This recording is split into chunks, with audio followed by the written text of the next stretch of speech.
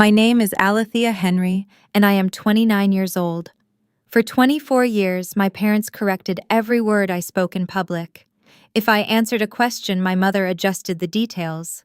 If I shared an opinion, my father stepped in to clarify my meaning. They treated my voice like a rough draft they had to edit before the world could hear it. But my older brother Liam could lie through his teeth, and they treated his words like gospel. I learned to stop talking. I became a ghost in my own home.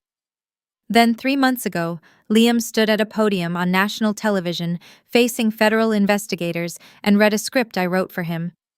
He thought it was his salvation. He did not know he was confessing to perjury on live television until the words left his mouth. My parents sat in the front row and watched their golden child destroy their carefully crafted legacy. And for the first time in my life, I did not let them correct the record. Before I tell you how a silenced daughter brought down a political dynasty, please take a moment to like and subscribe to Eva Tells Stories. But only do that if this kind of justice resonates with you. Also drop your age and where you are watching from in the comments. I love seeing who is listening. Now let me take you back to a dinner party in Richmond, Virginia, 7 years ago. The night I realized exactly how my family operated. The dining room of my family estate was a shrine to old Southern politics. Heavy mahogany table, silver cutlery, and the kind of antique chandelier that cast sharp shadows across the room. I was 22 years old, sitting between a local circuit judge and a state senator. My parents, Thomas and Vivian Henry, hosted these dinners monthly to maintain their grip on the local social hierarchy. The senator turned to me over the roasted duck and asked a direct question about my political science thesis. I put down my fork and met his eyes. I started to explain my research on voter disenfranchisement in rural counties. I got exactly 7 words out before my mother laughed. It was a smooth, polished sound, designed to sound affectionate while functioning as a muzzle. She reached over and touched my arm. What Allie means is that she is studying the logistical challenges of county planning. She gave the senator a knowing smile. She gets so passionate about these college theories, but it boils down to simple infrastructure. I looked at her. She had just taken a year of my academic research and reduced it to a passing hobby. I opened my mouth to defend my work, but my father was already steering the ship. He chuckled and waved his wineglass. Speaking of infrastructure, Thomas said, leaning forward, Liam, tell the senator about that zoning proposal you were looking at for the assembly race. My brother Liam sat across from me. He was 26 and running for a state assembly seat. He possessed the kind of effortless charm that made people lean in when he spoke. He was a master at reading a room and giving people exactly what they wanted to hear, regardless of the truth. Liam smiled and launched into a story about a historic zoning dispute in the 1980s, claiming a specific local politician had orchestrated a famous real estate deal to save the historic district. The table was mesmerized. The senator nodded along, clearly impressed by Liam having such a deep grasp of local history. There was just one problem. The story was a fabrication. The politician Liam named was not even in office during that decade, and the real estate deal he described was actually a widely documented eminent domain scandal. I knew this because it was a core case study in the very thesis my mother had just dismissed. I looked at my father. He was nodding along in rapt attention. I looked at my mother. Her face glowed with pride. I took a breath and spoke up. Actually, Liam, that zoning dispute happened in 1974 under a different mayor. The historic district was saved by a private coalition, not the city council. The table went dead silent. You could hear the ice clinking in the glasses. My father shot me a look so cold it could freeze water. A silent, sharp warning. Do not embarrass us. But it was Liam who delivered the final blow. He did not look angry. He just smiled a sad, patient smile and reached across the table to cover my hand with his. He looked at the senator and lowered his voice just enough to sound conspiratorial and protective. Alethea processes things a bit slower than the rest of us. She is more of a silent observer. We try not to overwhelm her with the details. My mother let out a soft, sympathetic sigh. My father gave Liam a look of profound respect for handling his difficult sister with such grace. The senator smiled kindly at me the way you smile at a confused child, and then turned his attention back to Liam. I sat there with my brother's hand resting on mine. I did not pull away. I did not argue. I just watched them. I realized right then that in the Henry household, truth held no value. The only thing that mattered was the performance, and Liam was the star. I was just the stage prop. I swallowed my words and retreated into the silence they built for me. I became the observer Liam claimed I was. I spent the next 5 years watching how they manipulated people, how they constructed their lies, and how blind they were to anyone who did not serve their image. I learned their playbook inside and out. After the dinner party incident, I stopped trying to share my thoughts at the mahogany table. I channeled all my energy into my new job. I had secured a position as a junior data analyst for the Richmond Municipal Zoning Commission. It was an entry-level role buried deep within a windowless basement office filled with humming servers and stacks of architectural blueprints. Nobody paid attention to me down there. It was the ideal environment for a ghost. My coworkers saw a quiet 22-year-old girl pulling datasets. They did not see the political education I was giving myself. While my brother spent his days shaking hands at country clubs and working crowds for his state assembly run, I spent my nights dissecting the city grid. Richmond is a city bound by its history and paralyzed by its geography. That tension was coming to a head over a specific parcel of land known as the River Corridor. A national commercial developer had filed permits to bulldoze a 3-block radius of century-old businesses to build a luxury waterfront complex. The city council was terrified. If they blocked the developer, they lost millions in projected tax revenue. If they approved the permits, the local business coalition would riot and vote every incumbent out of office in the upcoming cycle. It was a political death trap. I watched the panic unfold from the basement. I saw the council members spinning their wheels, offering weak compromises that angered everyone. So I started building a different kind of solution. I stayed at my desk until midnight for 3 weeks straight, cross-referencing municipal tax codes with historical preservation grants. I was not just crunching numbers, I was designing a psychological strategy to force both sides to the table. I drafted a 20-page crisis management proposal. The core concept was a tiered incentive structure.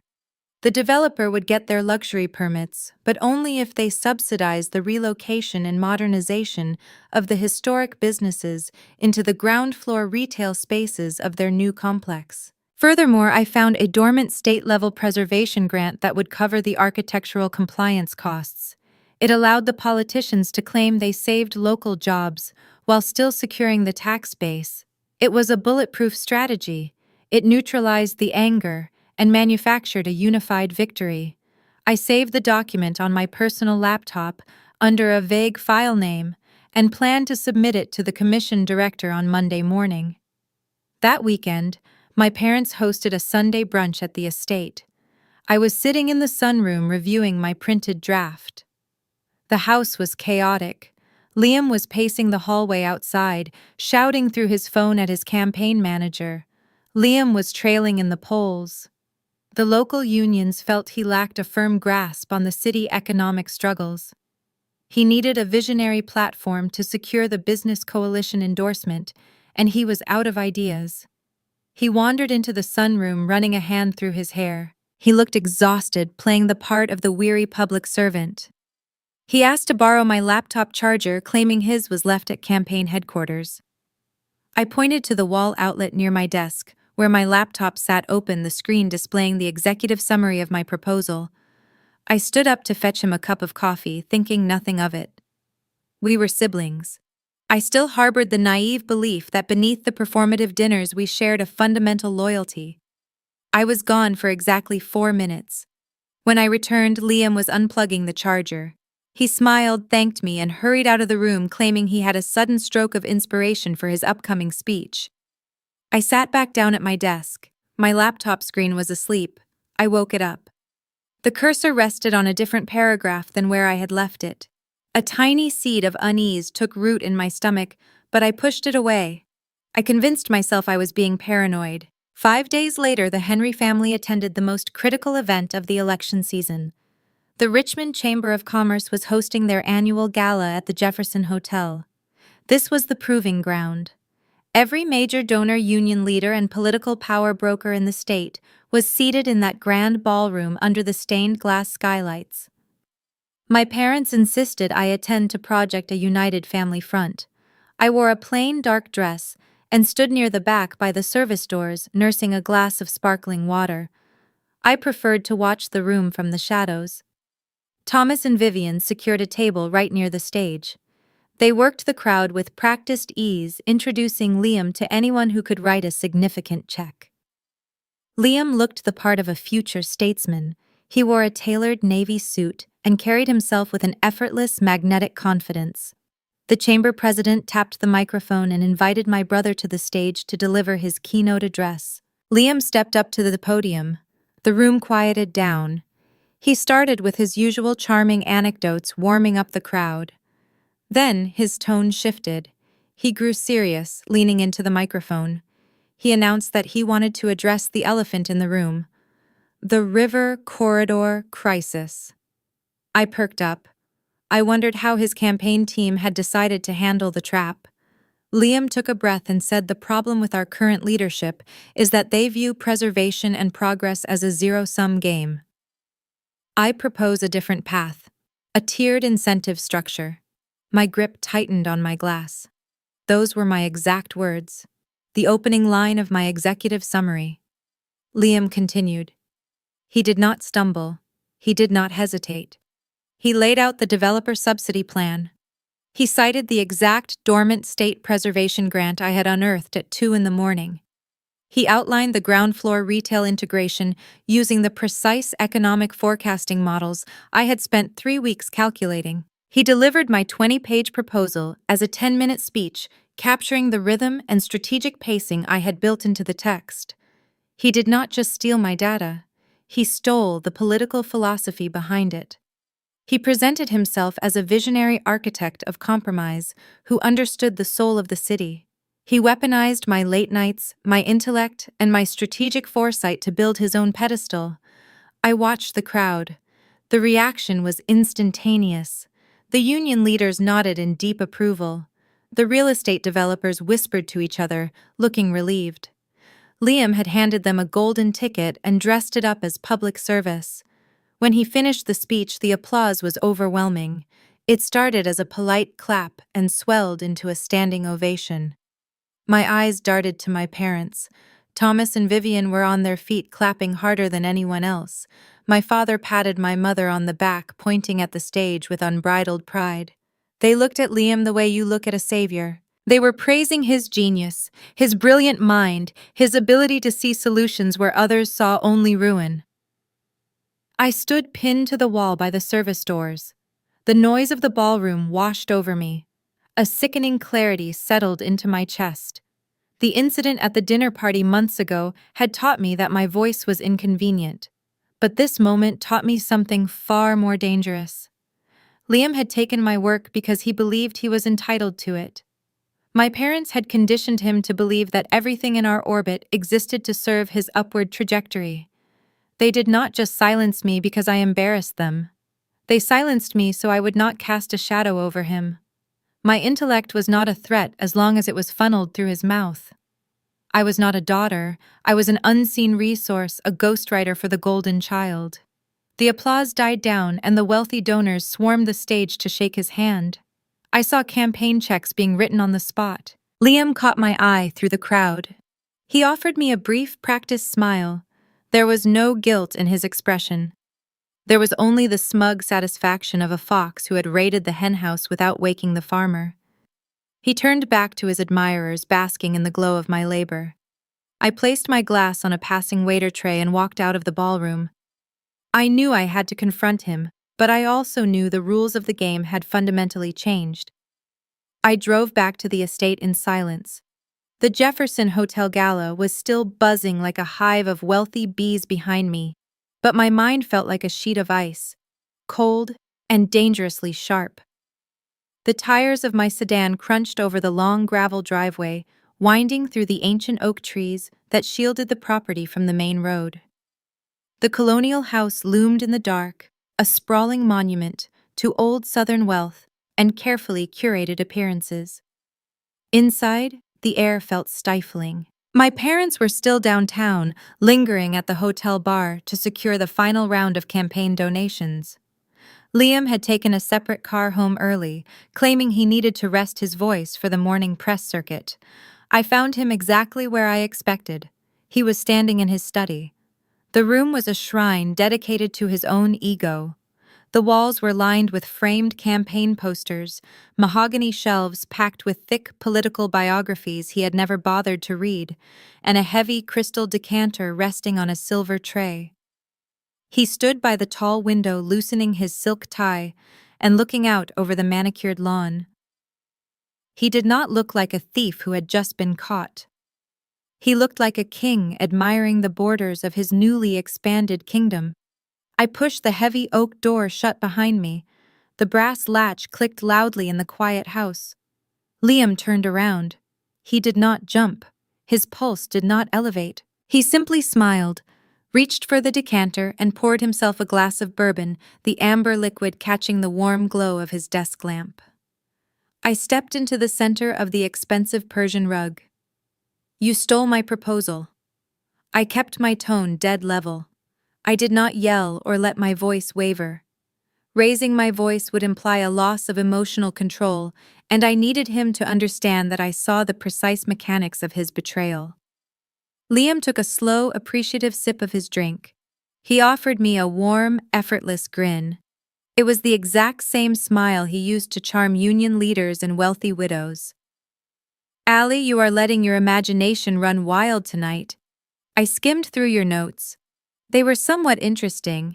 A bit disjointed and overly academic, but they had a tiny spark of potential. I simply polished your rough concepts." Polished. I repeated the word, letting it hang suspended in the heavy air of the study. "You memorized my executive summary word for word. You pitched my tiered incentive structure as your own brainchild. You cited the exact dormant state grant I unearthed at 2 in the morning. That was not a casual polish, Liam. That was a direct extraction of my intellectual property." He let out a soft, patronizing sigh and leaned his hip against the edge of his mahogany desk.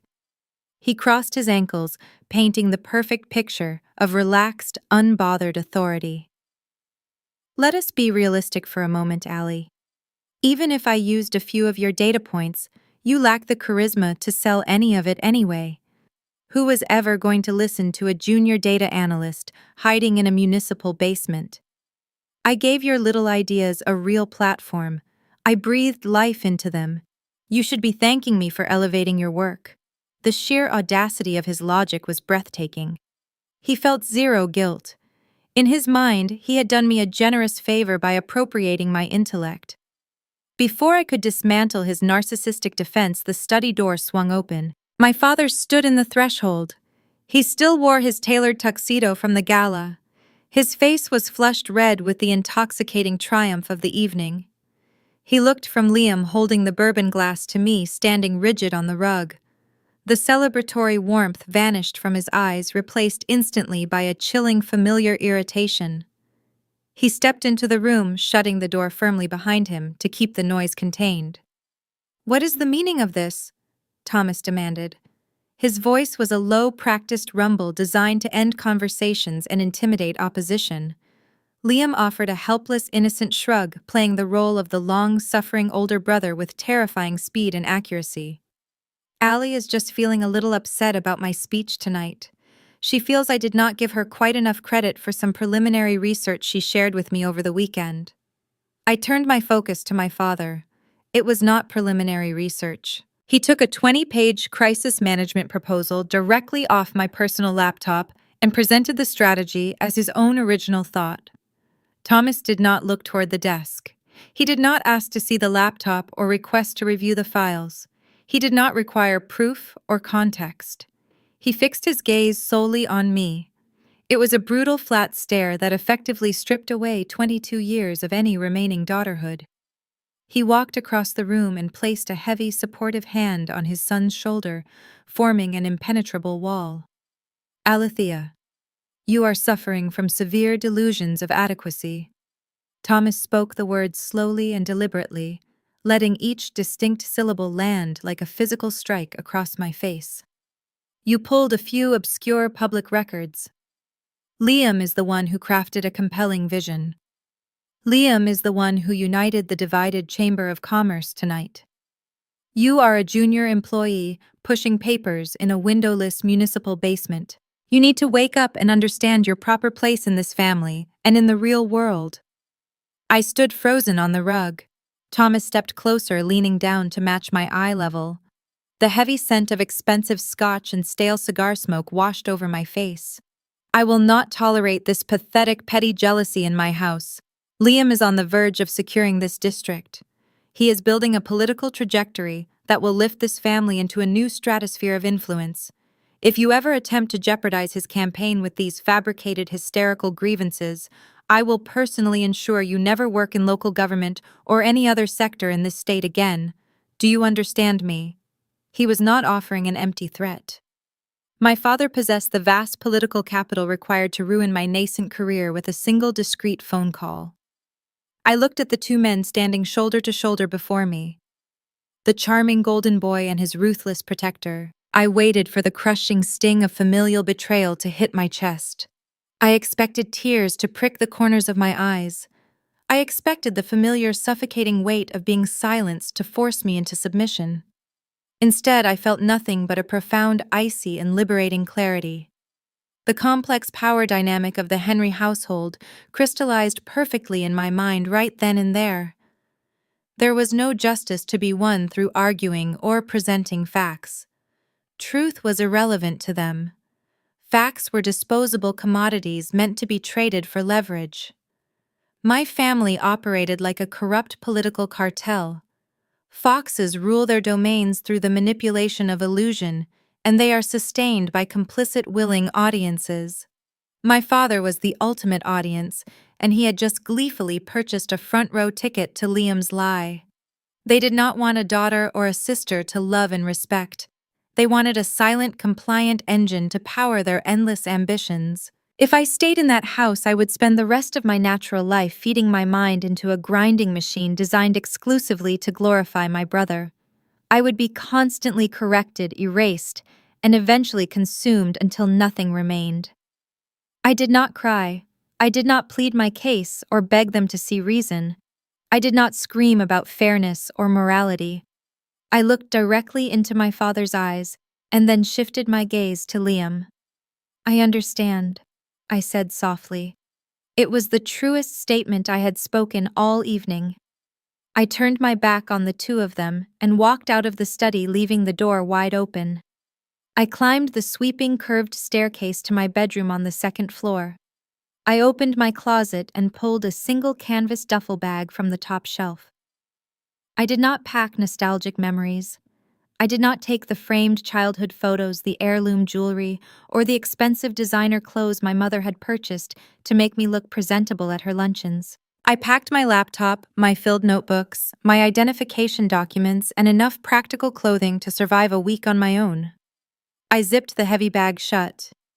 The metallic sound echoed in the quiet, pristine room. I walked back down the stairs past the grand dining room table where I had been interrupted and corrected 1,000 times. I stepped out the heavy front door and walked into the cool Virginia night. The damp air smelled like wet pine and distant rain. I marched down the long gravel driveway without turning my head to look back at the illuminated windows. I left my sedan parked near the garage. The vehicle title was registered in my father's name, and I wanted zero financial tethers pulling me back to his control. I reached the main road, pulled out my phone, and called a local taxi. I stood on the shoulder of the highway and watched the wrought iron gates of the estate fade into the surrounding darkness. I severed the contact cleanly and permanently. I erased my own presence from their ongoing narrative. The quiet girl who let herself be edited was gone. It was time to leave the audience and start writing my own script. 5 years is a long time in Washington. It is enough time to shed a skin and grow a new one. I did not take any money from my father. I did not call any of his political connections. I drove that taxi to a cheap motel paid in cash and started building my life from the ground up. I traded the role of a silenced ghost for the teeth of an apex predator. Today, I am 29 years old, and I am the founder and chief executive officer of Aegis Strategic. My office sits on the top floor of a secure building overlooking the Potomac River. The walls are reinforced glass and the doors are soundproof to military specifications. My clients are cabinet members, Fortune 500 executives, and foreign dignitaries.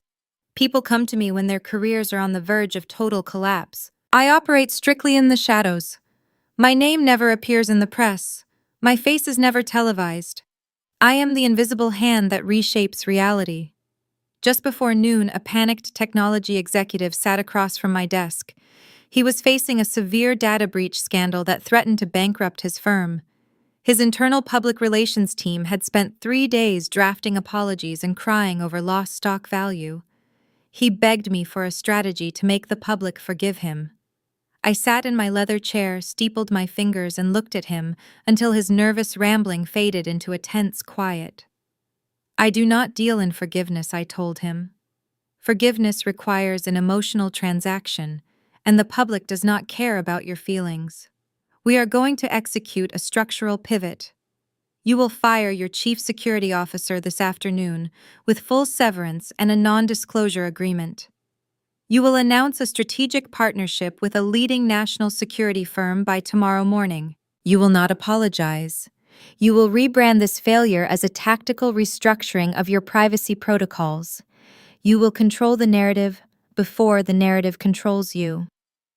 I handed him the termination letters I had already drafted.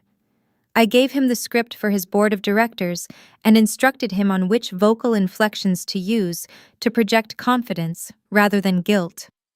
The executive swallowed hard, nodded, and left the room to follow my exact instructions. He did not argue.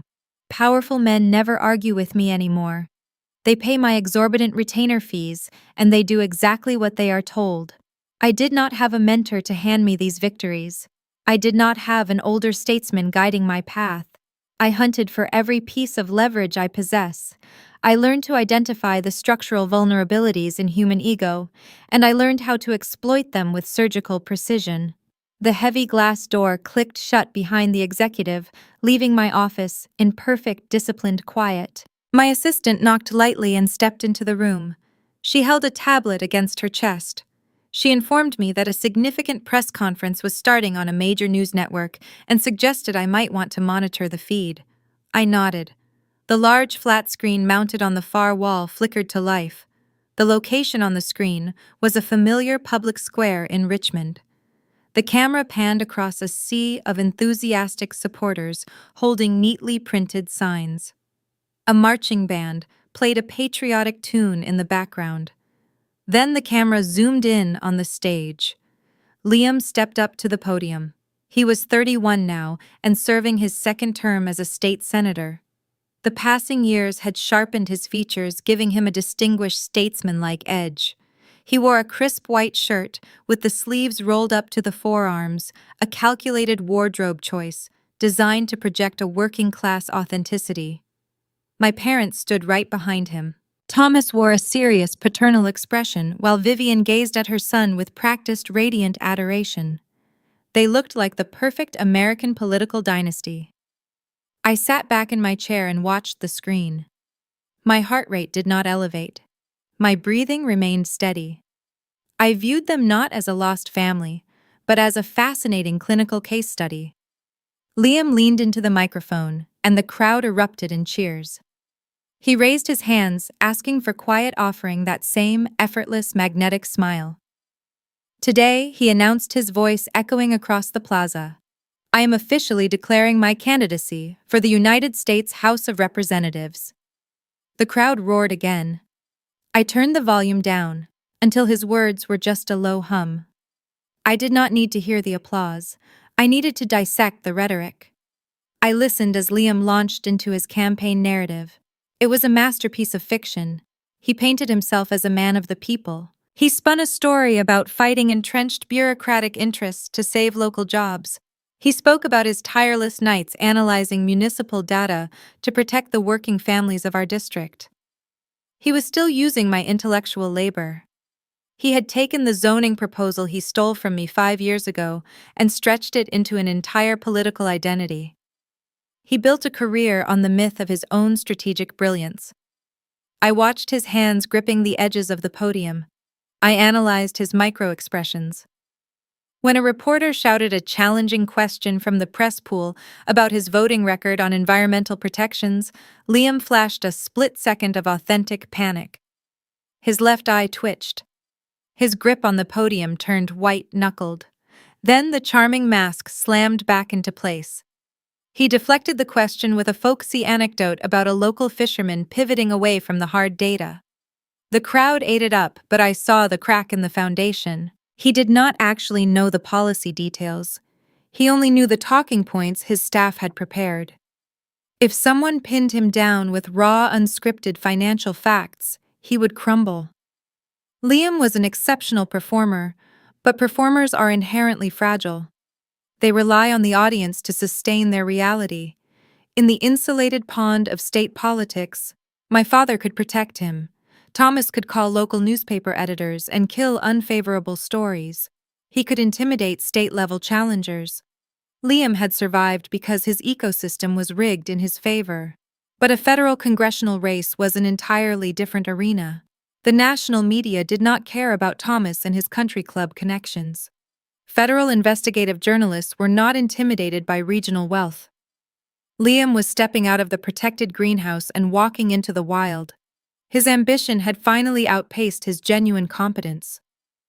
I leaned forward, resting my elbows on the cool surface of my mahogany desk. The polished armor Liam wore on that stage looked impenetrable to the cheering crowd.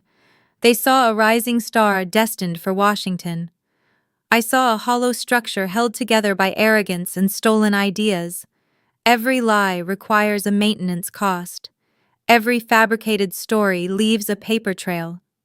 Liam had spent years accepting campaign donations, trading favors, and cutting corners to maintain his rapid ascent. He believed he was untouchable. That was his fatal flaw. A fox is clever when stealing eggs from a sleeping farmer, but a fox does not know how to survive when a lion decides to lock the gates and set the field on fire. I picked up the secure encrypted phone on my desk and pressed a single button. My chief investigator answered on the first ring. I kept my eyes locked on the television screen, watching my brother wave to the adoring crowd. "I need a full-spectrum audit," I said, my voice dropping into a quiet, focused register. "I want every financial disclosure, every donor manifest, and every shell company associated with Liam Henry's state senate campaigns for the past 5 years. Dig into the dark money. Follow the political action committees. Find the ledgers he thinks are buried." My investigator did not ask why. He simply confirmed the order and disconnected the line. I placed the receiver back on its cradle. On the screen, Vivian was hugging Liam for the cameras. Thomas was shaking hands with a wealthy local developer. They were celebrating their inevitable triumph. They had no idea that the ghost they created was watching them from the Capitol. I did not want an apology from them. I did not want a seat at their table. I wanted to dismantle the lies they used to erase me. The waiting period was over, and the hunt had officially begun. My chief investigator delivered the initial findings 3 days after Liam announced his congressional run. The raw data arrived on a secure encrypted drive delivered directly to my desk. I locked my office door, dimmed the overhead lighting, and booted up my dedicated standalone terminal. For the next 48 hours, I did not leave the room. I ordered black coffee and cold meals existing entirely inside the digital architecture of my brother's political machine. Liam had always been a creature of supreme arrogance. He grew up in a household where his flaws were instantly polished into virtues by our parents. If he broke a window, our father blamed the wind. If he failed an exam, our mother challenged the curriculum. That kind of unearned, lifelong protection breeds a very specific type of carelessness. Liam believed his charm functioned as an invisible shield. He assumed that because he had never faced genuine consequences, he was immune to them. He carried that dangerous entitlement straight into his political career. On the surface, his campaign finances looked pristine. His public disclosures painted the picture of a true grassroots candidate. He reported thousands of small-dollar donations from local teachers' union workers and small business owners. He frequently boasted on the debate stage that he refused to take a single dime from corporate political action committees. He claimed his allegiance belonged only to the working-class families of Virginia. It was a beautiful, compelling narrative. It was also a fragile house of cards, waiting for a strong gust of wind. I bypassed the public disclosures and dug into the secondary vendor contracts. Political campaigns spend millions on consulting firms, media buyers, and polling agencies. This is where the smart operators hide their tracks. Liam was not a smart operator. He was a sloppy imitator. I traced a series of unusually high payments from his campaign to a boutique media consulting firm registered in Delaware. The firm had no public website, no listed staff, and no other political clients. It was a classic shell company. Using my proprietary software, I cracked the corporate registry layered beneath the LLC. The listed managing director was a junior partner at my father's real estate law firm. Thomas was still cleaning up after his son trying to orchestrate federal maneuvers using outdated local tactics. The media firm was acting as a clearinghouse. They were receiving clean campaign funds from Liam and using those funds to purchase hyper-targeted digital advertising blocks. But they were not operating alone. I cross-referenced the IP addresses of the ad buyers with a database of known political operatives. The digital footprints overlapped perfectly with a dark money corporate entity known as the Commonwealth Prosperity Initiative. The Commonwealth Prosperity Initiative was a shadow PAC. They did not have to disclose their donors, and they possessed deep pockets.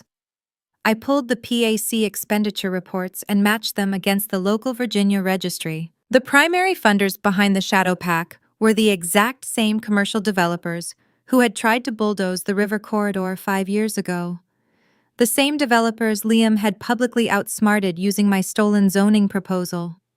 The irony was almost poetic. Liam had built his entire political reputation on saving the historic district from predatory developers. Behind closed doors, he was quietly taking their money to fund his leap to the federal level. But the betrayal went much deeper than hypocrisy. The developers were currently facing a quiet state investigation for severe environmental code violations. They were pumping toxic chemical runoff into the local watershed to bypass expensive waste management protocols. Liam, as a sitting state senator, sat on the Environmental Oversight Committee. He had routinely voted to delay the investigation, citing the need for further impact studies. He was selling the health and safety of his own constituents to fund his ambition. He was poisoning the very water his grassroots donors drank.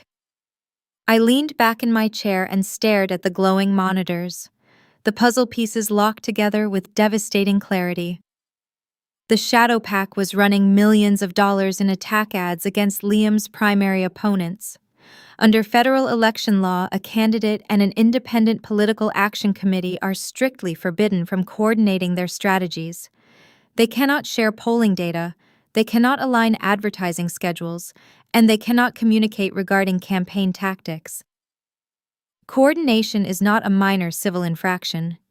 It is a severe federal crime punishable by steep fines and substantial prison time. Proving coordination is notoriously difficult for federal regulators because politicians usually use untraceable intermediaries. But Liam was arrogant, and his staff was undisciplined. I did not just find matching advertising schedules. I found the holy grail of political opposition research. I uncovered a series of encrypted calendar invites linking Liam's campaign manager directly to the Shadow PAC directors. Furthermore, I traced a wire transfer routing number hidden within the Delaware Shell Company ledgers that proved Liam's team was directly authorizing the PAC advertising buys. I had the raw metadata. I had the offshore routing numbers. I had the digital fingerprints tying the golden boy of Virginia politics to a criminal conspiracy. I held the weapon that could end his career permanently. I could package the encrypted files, send them to the Department of Justice, and watch the federal authorities raid his campaign headquarters by the end of the week. It would be swift, and it would be decisive. But I kept my hand away from the keyboard. A sudden execution was the wrong move. I knew how foxes operated when backed into a corner. If I leaked the explosive evidence all at once, Liam would utilize his greatest asset. He would use his charisma to play the victim. He would go on national television, shed a single perfect tear, and claim he was the target of a partisan witch hunt. He would throw his campaign manager under the bus, claiming he had no knowledge of the rogue illegal operations. My father would mobilize his network of wealthy friends to hire the best defense attorneys on the eastern seaboard. They would muddy the waters, tie the investigation up in procedural court battles for years, and spin the narrative until the public forgot the truth. Liam might lose the election, but he would survive the scandal. He would write a book about his unjust persecution and eventually claw his way back into power. I refused to let him survive. I did not endure 5 years of exile to inflict a flesh wound. I needed to engineer a scenario where Liam dismantled his own defenses. I needed him to stand in front of the world and lock himself into a narrative he could not escape. You cannot simply shoot a fox. You must leave a trail of breadcrumbs leading into a cage and let the fox lock the door from the inside out of his own insatiable greed. I began sorting the data files into separate encrypted folders. I isolated a single minor financial discrepancy from the Delaware Shell Company. It was a small accounting error, a tiny thread hanging from the edge of his pristine, tailored suit. It was not enough to trigger a federal indictment, but it was just enough to draw the attention of a hungry journalist. I intended to pull that thread very slowly. I would force Liam to expend his political capital defending himself against minor infractions. I would watch his internal team panic and make unforced errors. I would let the pressure build until he was desperate enough to seek outside help. I would make him bleed his confidence away drop by drop until he came crawling into my territory looking for salvation. I closed the main server connection and saved the master file to a secure offline drive. I picked up my phone and dialed a private number I had not used in months. The line rang twice before a gruff voice answered on the other end. It was time to introduce the first variable into my brother's perfect equation. The line rang twice before a gruff voice answered. The man on the other end was James. He was a veteran investigative reporter for an independent political journal based in Alexandria, Virginia. James did not care about access journalism. He did not attend embassy cocktail parties or play golf with state senators. He drank cheap diner coffee and read tax code for fun. He had a reputation built on ruined careers and unmatched stubbornness. If you gave him a cent, he would dig until his hands bled. I did not introduce myself. I used voice alteration software and kept the conversation strictly transactional. I told him to check his secure Dropbox and ended the call. I sent him a single encrypted file containing a mundane-looking invoice. It showed a $12,000 payment from Liam to the Delaware consulting firm. I attached a brief note pointing out that this exact vendor had purchased digital attack ads in the 2nd District on the same day the Commonwealth Prosperity Initiative transferred an identical sum into the vendor account. I did not give James the smoking gun. I did not send him the encrypted calendar invites or the definitive proof of coordination. I gave him a loose thread. I knew his natural instincts would take over. 3 days later, James published a short inquiry piece. The headline was dry and analytical. It questioned the vendor overlap and asked for clarification regarding the campaign expenditure reports. It was not a front-page scandal. It was a subtle beacon lit in the dark. Liam deployed his press secretary within hours of the publication. The official statement brushed the article aside, calling it a routine clerical oversight by a junior accountant. They promised transparency, thanked the independent press for their diligence, and moved on. To the general public, Liam looked unbothered. He projected the image of a busy candidate focused on the real issues. From my secure office in Washington, I watched his internal infrastructure react. I still had passive monitors on the digital traffic surrounding his headquarters. The data told a different story. The day the article dropped, Liam abruptly canceled a lucrative fundraising luncheon in Fairfax. He spent 6 hours locked in a conference room with his campaign manager and outside legal counsel. The following morning, his campaign quietly terminated the Delaware vendor contract. It was the political equivalent of hastily scrubbing blood off the floor. They thought they had contained the spill. They did not realize I was holding the rest of the bucket. I waited exactly 8 days. I let them exhale. I let Liam return to the campaign trail and deliver his stump speeches with renewed confidence. I let him believe his charm had once again saved him from consequence. Then I introduced the next variable. Liam was running against a seasoned incumbent in the primary. The incumbent was a retired military officer who was steadily losing ground to my brother and his youthful energy. The incumbent needed a weapon to halt the momentum. I packaged a second batch of documents onto an untraceable flash drive and mailed it directly to his campaign headquarters. This batch contained the overlapping digital footprints. It proved the Delaware firm was not just a shared vendor, but a synchronized operation. It showed that whenever the Shadow Pack bought an ad, Liam magically paused his own spending in that exact demographic. The incumbent did not wait for a journalist to verify the data. He ambushed Liam during a live televised debate hosted by a local civic association. I sat at my mahogany desk sipping black coffee and watched the broadcast on my wall monitors. The incumbent held up printed copies of the routing numbers on stage. He turned to Liam and asked him directly why a shadow political action committee funded by toxic corporate developers was paying for his digital strategy. The camera zoomed in on my brother. For the first time in his public life, his effortless mask slipped. The silence stretched for 3 agonizing seconds. You could see the gears grinding in his head. He looked down at the podium, then back up at the moderator. He deployed his signature smile, but it did not reach his eyes. The corners of his mouth twitched. He launched into a passionate defensive speech about his lifelong dedication to environmental causes, calling the accusations a desperate smear tactic by a failing opponent. He spoke faster than usual. The cadence of his voice lost its steady rhythmic authority. He sounded less like a visionary leader and more like a cornered animal. The debate clip went viral across state political blogs. Liam was forced to spend the next 4 days answering questions about dark money instead of talking about his platform. He was burning through his campaign treasury at an alarming rate. He had to hire expensive crisis management consultants to run interference with the local press.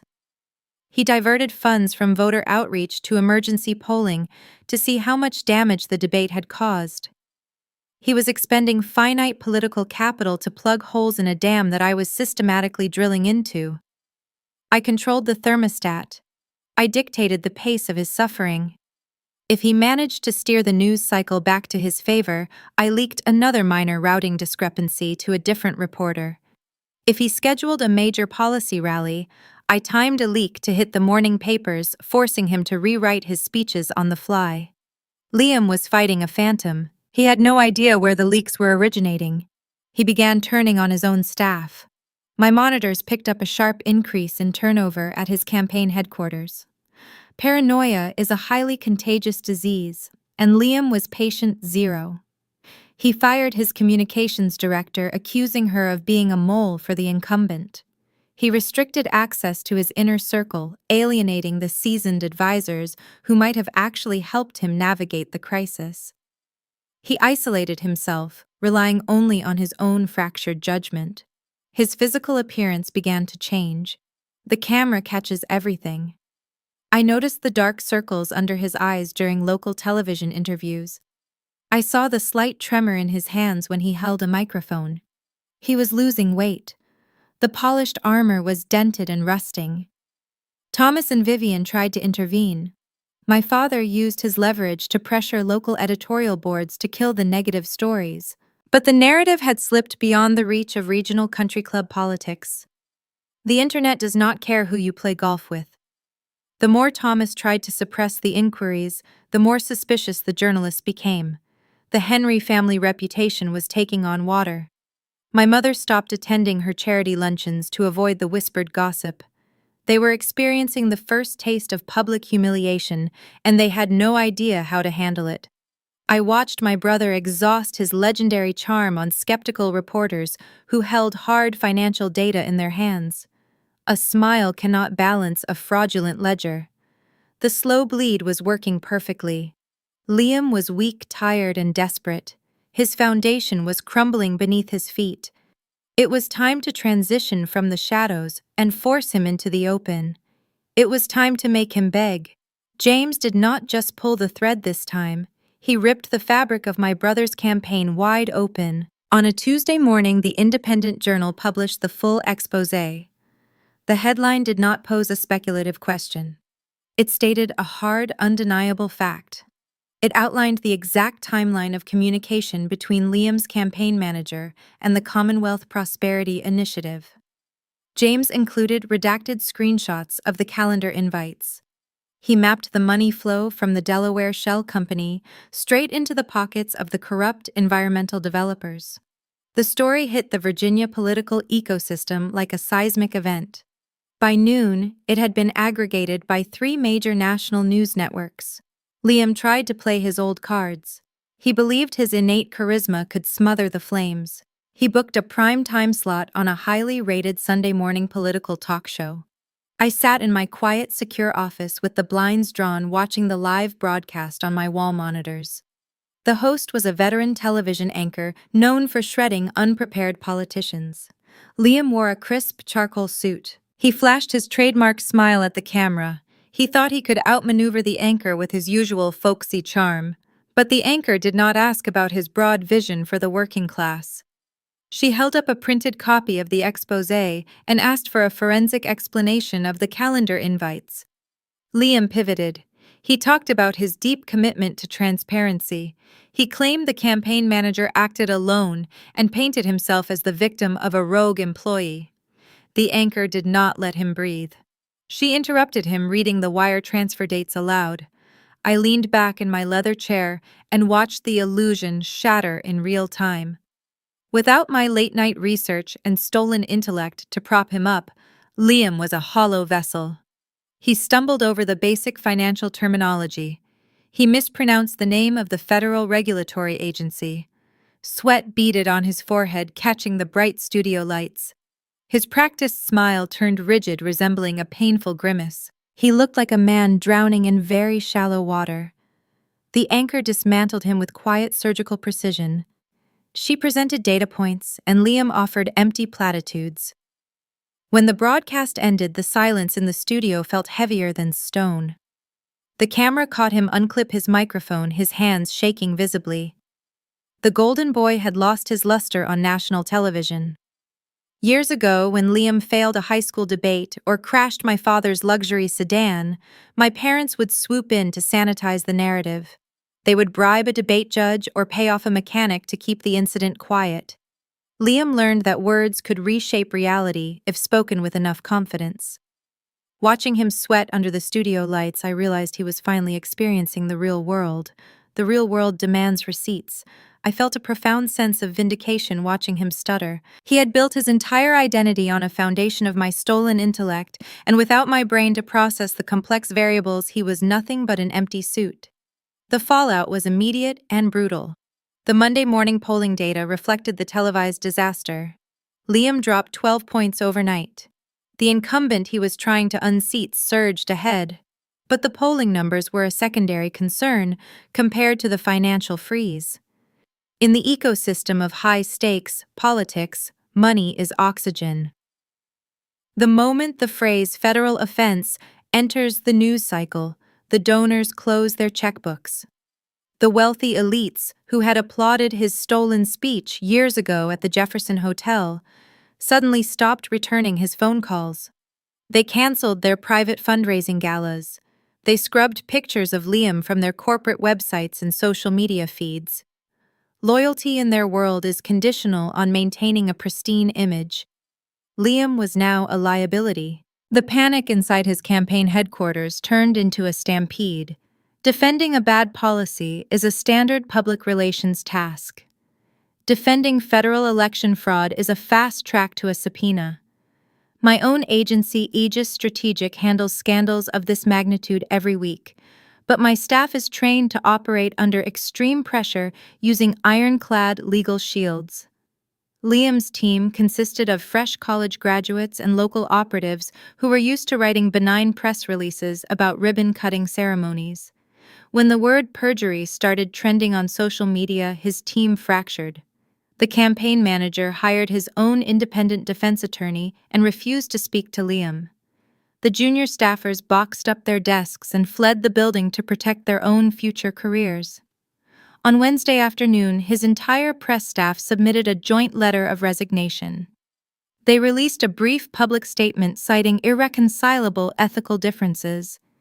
They abandoned him to the wolves. Liam was left sitting in an empty office surrounded by ringing phones he did not know how to answer. The machinery of his political ascent ground to a sudden halt. The crisis rapidly breached the high walls of the Henry estate. For 29 years, my parents had curated an immaculate public image. They believed their generational wealth and social standing insulated them from the consequences of the real world. Now satellite news trucks were parked at the end of their long gravel driveway. Reporters shouted questions about offshore accounts and dark money whenever my father tried to drive to his downtown law firm. The Henry estate transformed into a fortress. The heavy iron gates remained locked. The curtains were drawn tightly across the tall colonial windows. My mother, who thrived on the validation of her peers, was effectively trapped inside her own home. She could not host her elegant dinner parties because the guest list suddenly found excuses to decline her invitations. The old money families of Richmond value stability above all else. They despise scandal because scandal invites scrutiny. My parents had become radioactive. Women who used to praise my mother's parenting now looked at her with thinly veiled pity. Thomas and Vivian were experiencing the one thing they feared more than anything else: unfiltered public humiliation. My father paced his study, drinking expensive scotch and shouting at junior partners over the phone. He tried to call in favors from the governor's office to kill the story. He dialed old friends and political allies demanding they vouch for his son's character. Every door slammed in his face. The scandal was too toxic. No one wanted to catch the shrapnel of a federal investigation. Thomas realized his local leverage was useless against a national media feeding frenzy. His power had limits. The empire of silence they had weaponized against me was now turned inward, trapping them in their own failure. Liam was no longer just fighting to save his congressional run. The Department of Justice had officially opened a preliminary inquiry into the coordinated ad buys. Agents were interviewing the developers and reviewing the bank transfers. If the investigation proceeded to a grand jury, Liam would face indictment. He was a cornered fox, staring down the barrel of a federal prison sentence. His arrogance had finally metastasized into sheer terror. The family playbook was useless. Smiling and lying could not alter a bank ledger. They needed a miracle. They needed an architect who knew how to navigate the darkest corridors of crisis management. They needed someone who could rewrite a doomed narrative and force the press to swallow it. They needed the daughter they had erased. I watched the news coverage from my office, knowing their desperation had reached its peak. The trap was set, and the prey was finally ready to knock on my door. The private elevator door slid open with a soft metallic chime. Thomas and Vivian stepped onto the top floor of the building housing Aegis Strategic. They had spent the morning slipping out the back gate of their Richmond estate to avoid the swarm of satellite trucks. The drive up Interstate 95 must have felt like a funeral procession. The political circles in the capital are deeply interconnected and whispers travel fast. My parents knew exactly whose office they were walking into. They knew their discarded daughter was the chief executive of the most formidable crisis management firm on the eastern seaboard. The realization of that power dynamic must have tasted like ash in their mouths. The receptionist escorted them down the long slate-gray hallway. The environment at Aegis was designed to strip away the comfort of incoming clients. There were no warm colonial colors, no antique chandeliers, and no mahogany sideboards. The walls were tinted reinforced glass. The floors were polished concrete. The lighting was stark and clinical. It was a space built for unearthing hard truths and executing ruthless strategies. I sat at the head of a 20-foot marble conference table. The room was soundproofed, isolating us from the sirens and traffic of the city below. I wore a tailored dark suit. I rested my elbows on the cool surface of the table and steepled my fingers together. The heavy glass doors opened. My parents walked into the room. 5 years ago, Thomas projected the aura of an invincible patriarch. Today, his shoulders carried a noticeable slump. The tailored lines of his suit looked slightly too large for his frame, as if the stress of the past 2 weeks had physically eroded him. Vivian clutched her expensive leather handbag against her chest like a shield. Her immaculate styling was still intact, but the confident, radiant glow she wore at social galas was gone. Her eyes darted around the austere room, searching for an anchor. The receptionist closed the door, leaving the three of us in absolute quiet. I did not stand up to greet them. I did not offer them coffee or water. I did not invite them to sit. Thomas reverted to his oldest defense mechanism. He puffed out his chest, attempting to fill the sterile room with his booming, authoritative voice. He marched toward the table, pulling out a chair for Vivian before taking the seat opposite me. He leaned forward, placing his hands flat on the marble. "Alethea." He started, his tone adopting that familiar, patronizing cadence. "We can skip the formalities." The estrangement was a regrettable misunderstanding, but right now family must come first. Liam is the victim of a coordinated smear campaign. The media is twisting routine vendor payments into a ridiculous federal conspiracy. We need your firm to step in, handle the press pool, and kill these Department of Justice inquiries before they reach a grand jury. We are prepared to pay your standard retainer. We need to protect the Henry legacy. He finished his opening statement and waited for my response. He expected me to fall back into the rhythm of our old dynamic. He expected me to nod, take notes, and begin serving the golden child. I kept my hands steepled. I looked directly into his eyes. I did not blink. I did not say a single word. Silence is a terrifying weapon when deployed correctly. Most people use words to relieve tension. They nod, they hum, they offer filler phrases to make the other person feel comfortable. I offered him a void. 10 seconds passed. The silence in the soundproofed room grew heavy, pressing against the walls. Thomas shifted in his leather chair. He cleared his throat. He looked at my steepled fingers, then back up to my face. The void was forcing him to confront his own lack of leverage. "I know you feel you have something to prove," he continued, his voice losing a fraction of its commanding boom. "You have built a successful boutique agency here. We are very proud of you, but this is not a local zoning dispute. This involves federal regulators. We need you to leverage your media contacts. Liam has a bright future ahead of him, and this temporary setback cannot be allowed to derail his trajectory." I maintained my eye contact. My breathing remained slow and measured. I watched a drop of sweat form near his temple. I watched his fingers tap nervously against the marble. The physical toll of the quiet was breaking him down. When you give a narcissist pure silence, they begin to panic. Without an audience reacting to their performance, they have no compass. They start projecting their own internal fears into the quiet space. Thomas began to negotiate with himself. "We can discuss bringing you on as a senior partner in his upcoming congressional campaign." He offered, his words spilling out faster now. "We can ensure you get the proper public credit for navigating this crisis. We can put the past behind us. We can be a united front again." He was tossing out meaningless bargaining chips, hoping one would stick. He was offering me a seat at a table that was currently on fire. Still, I gave him nothing. I sat as still as a statue, observing his structural collapse. The silence stretched past the 1-minute mark. Thomas stopped talking. His mouth hung open slightly. He looked bewildered. The realization washed over his face that his authority no longer existed in this room. The booming patriarch of the Richmond elite was just an old man begging a stranger for a lifeline. Vivian could not handle the quiet anymore. She leaned across the wide marble table. Her voice trembled, shattering the heavy stillness. "Alethea, please," she whispered. Her eyes filled with tears. Real, authentic tears. They were not tears of regret for how they treated me. They were tears of pure, unfiltered terror. "Your brother is not sleeping," she continued, her voice cracking. "He is pacing the floor all night. His lawyers are telling him to prepare for the worst. The reporters are camping on our lawn. Our friends will not even look at us at church. They are treating him like a criminal. He made a mistake. A stupid, careless mistake with his campaign manager, but he does not deserve federal prison. You are his sister. You have to help him. You are the only one left who can fix this." I observed her crying. 5 years ago, watching my mother weep would have triggered a deep, desperate instinct to comfort her.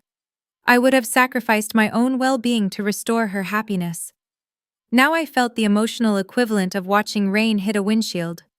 It was a weather event happening outside my vehicle. She wiped a tear from her cheek, smudging her expensive makeup. She looked so small sitting in that oversized leather chair. The woman who used to edit my sentences and silence my opinions was reduced to pleading for my mercy. Thomas let out a long, defeated breath. He dropped his gaze from my face and looked down at his hands resting on the cold marble. The pride drained out of his posture, leaving behind a hollow shell. He swallowed hard. "Tell us what your firm requires," he said, his voice reduced to a dry rasp. "What are your terms?" The performance was over. They had abandoned their superiority. They had laid their weapons on the floor and surrendered to the ghost they had chased out of their home. The moment of capitulation had arrived, and I was ready to dictate the terms of their final surrender. I unsteepled my fingers and placed my palms flat on the table.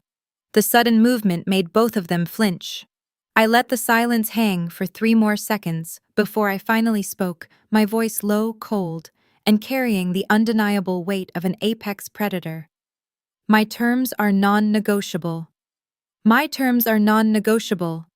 I repeated, my voice holding the flat, unyielding tone of a judge delivering a sentence. Thomas and Vivian sat frozen. They had no counteroffer. No. They nodded in silent submission. I instructed them to bring Liam to my office at 9 o'clock the following morning. I told them to come alone without their useless legal counsel.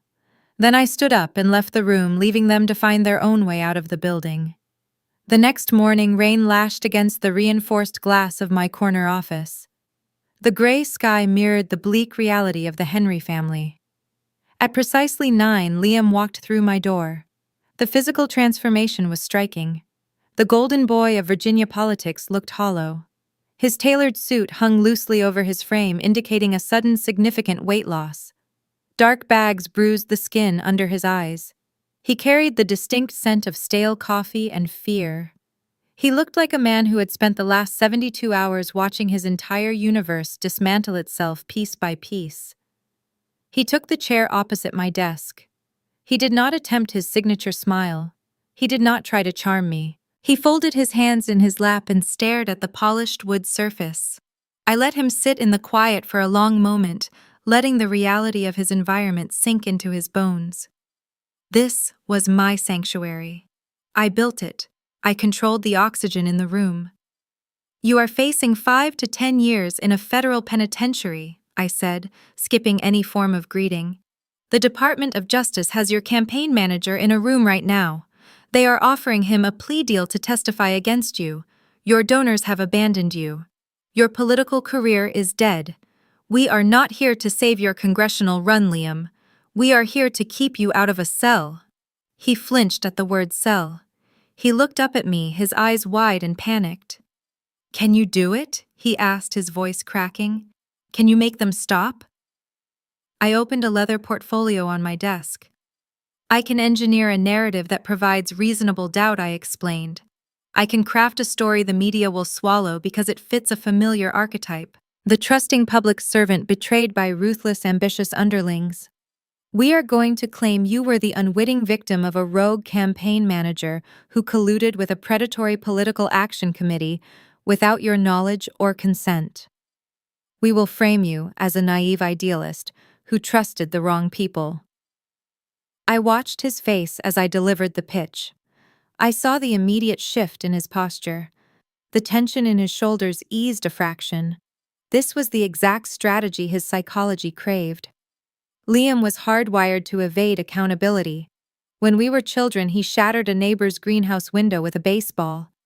Before the glass even finished falling, he was already pointing his finger at the neighbor's own son, spinning a tragic tale of how he tried to stop the boy from throwing the rock.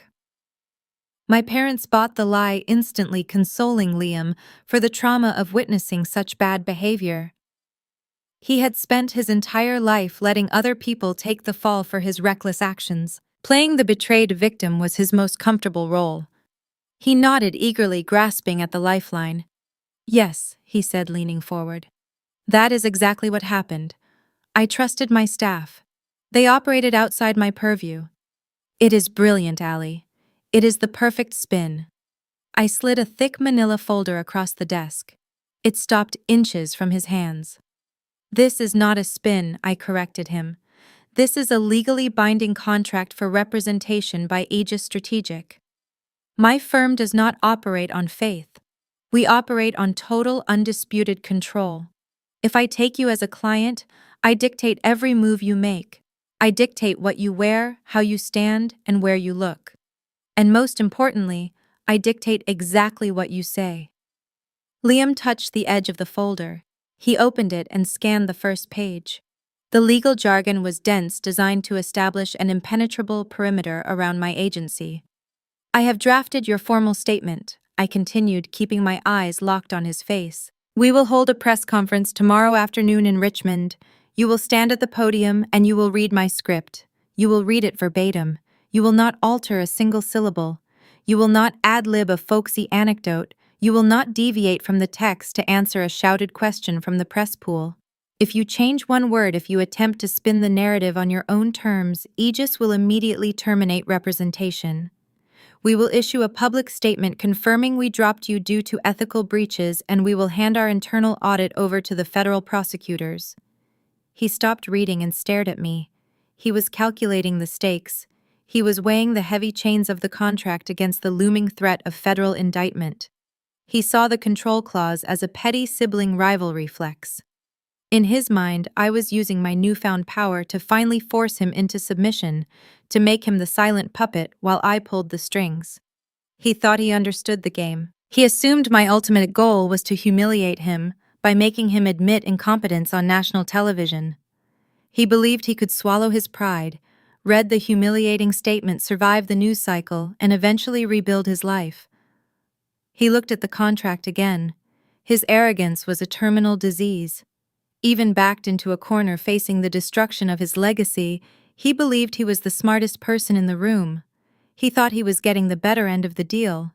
He gets to stay out of prison, and all he has to do is read a piece of paper written by the sister he always viewed as inferior. "Where do I sign?" he asked, picking up the heavy brass pen resting on the contract. I pointed to the designated line at the bottom of the final page. I watched his hand move across the paper. The scratching of the pen echoed in the quiet office. He pressed down hard, leaving a dark, permanent impression on the page. He signed his full legal name, sealing the agreement. He pushed the folder back across the desk. He let out a long breath, attempting to summon a shred of his former bravado. "I am trusting you, Allie," he said, trying to inject a note of familial warmth into his voice. "I know we have had our differences, but I know you will protect the family." I closed the folder and placed my hands flat on top of it. I did not return his smile. I did not offer any false reassurance. I simply looked at the man who had stolen my work, silenced my voice, and built an empire on my erasure. He thought he had outsmarted me. He thought he had purchased an expensive shield to deflect the incoming fire. He had no idea he had just signed his own execution order. The trap was locked. The parameters were set. All that remained was the final performance. "I will see you in Richmond tomorrow," I told him, dismissing him from my office. "Wear the charcoal suit." He stood up, buttoned his jacket, and walked out the door. He walked with a little more confidence than when he arrived. He believed he was walking toward his salvation. I watched the door close behind him and picked up my secure phone. The pieces were aligned upon the board. I dialed the number for the Richmond Hotel banquet manager to confirm the staging requirements for the press conference. The stage needed to be perfect for a tragedy. I chose the Jefferson Hotel ballroom for a very specific reason. 5 years ago, I stood against the back wall of this exact room near the service doors and watched my brother deliver my stolen zoning proposal to a crowd of wealthy donors. That was the night I learned the true currency of my family. They dealt in illusions and discarded anyone who threatened the performance. I spent 5 years building my own empire in exile. Now I had rented the same grand space under the same stained glass skylights to close the circle. I was no longer the silent ghost hiding in the shadows. I was the architect of the final act. My advance team from Aegis Strategic arrived at dawn to secure the perimeter. We do not leave staging to chance. Every element of a crisis press conference is a calculated psychological weapon. I ordered the hotel staff to remove the standard elevated stage. Instead, I had them place a single sleek wooden podium directly on the floor, exactly 10 feet away from the first row of folding chairs. The lack of physical elevation removes the subconscious barrier between the politician and the press. It strips away the aura of authority and projects a vulnerable, desperate transparency. I also instructed the lighting technicians to angle the overhead spotlights sharply downward. The steep angle eliminates soft shadows. It highlights every drop of sweat, every nervous twitch, and every hollow contour of the face. It is an unforgiving light designed to expose a liar. By 2 o'clock in the afternoon, the ballroom was unrecognizable from its usual elegant state. A maze of thick black cables snaked across the expensive Persian carpets. Aluminum camera risers occupied the rear perimeter, packed shoulder to shoulder with network videographers checking their sightlines. The low murmur of 100 skeptical journalists echoed off the gold leaf columns. These were not the friendly local reporters my father used to manipulate over scotch at the country club. These were hardened national correspondents flown in from Washington and New York. They smelled blood in the water. They were here to document the fall of a rising political star. I stood at the very back of the room, cloaked in the shadows behind the elevated media platform. I wore a tailored black trench coat blending seamlessly into the dark backdrop of equipment cases. To my left, the lead audio technician sat before a massive digital soundboard, adjusting the frequency levels for the podium microphone. I kept my eyes focused on the seating arrangement unfolding near the front. I had personally designed the seating chart, and my security detail ensured no one deviated from the plan. In the center of the front row, sitting directly in the line of fire, was James. The stoic investigative journalist wore his usual rumpled tweed jacket. He held a battered leather notebook resting on his knee. He did not mingle or gossip with the other reporters. He simply stared at the empty podium, his dark eyes sharp and unblinking. I had anonymously couriered a VIP press credential to his office that morning, ensuring he had the best seat in the house. I needed him close enough for Liam to see his face. Flanking James to the left and right were 4 individuals dressed in unassuming off-the-rack navy suits. They did not carry cameras or press badges. They carried plain leather briefcases. They were field agents from the Federal Election Commission and the Department of Justice. My office had placed a discreet call to their regional director, hinting that Senator Henry would be making a sworn formal statement regarding his campaign finances. A public televised declaration is fully admissible in a federal court. The agents were there to witness the testimony firsthand. Just behind the press pool, roped off by a velvet cord, was the reserved family section. The side doors opened, and my parents walked into the ballroom. The transformation from the terrified, broken people sitting in my office yesterday morning was breathtaking. They had their armor back on. Thomas wore a bespoke charcoal pinstripe suit, his silver hair perfectly styled. Vivian wore a navy silk dress and her signature string of pearls. They navigated the crowded room with their heads held high, projecting the unearned confidence of royalty surveying their subjects. They believed the nightmare was over. They believed they had purchased the ultimate shield by hiring my firm. I watched them take their seats. I analyzed their body language. Thomas immediately leaned over the velvet rope to speak with a prominent real estate developer sitting nearby. I could not hear his words over the din of the room, but his gestures told the entire story. He offered a firm, reassuring nod.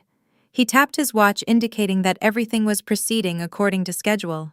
He gave a dismissive wave of his hand, signaling that the federal allegations were nothing more than a minor misunderstanding, soon to be cleared up by elite professionals. Vivian sat beside him, her posture rigid and perfect.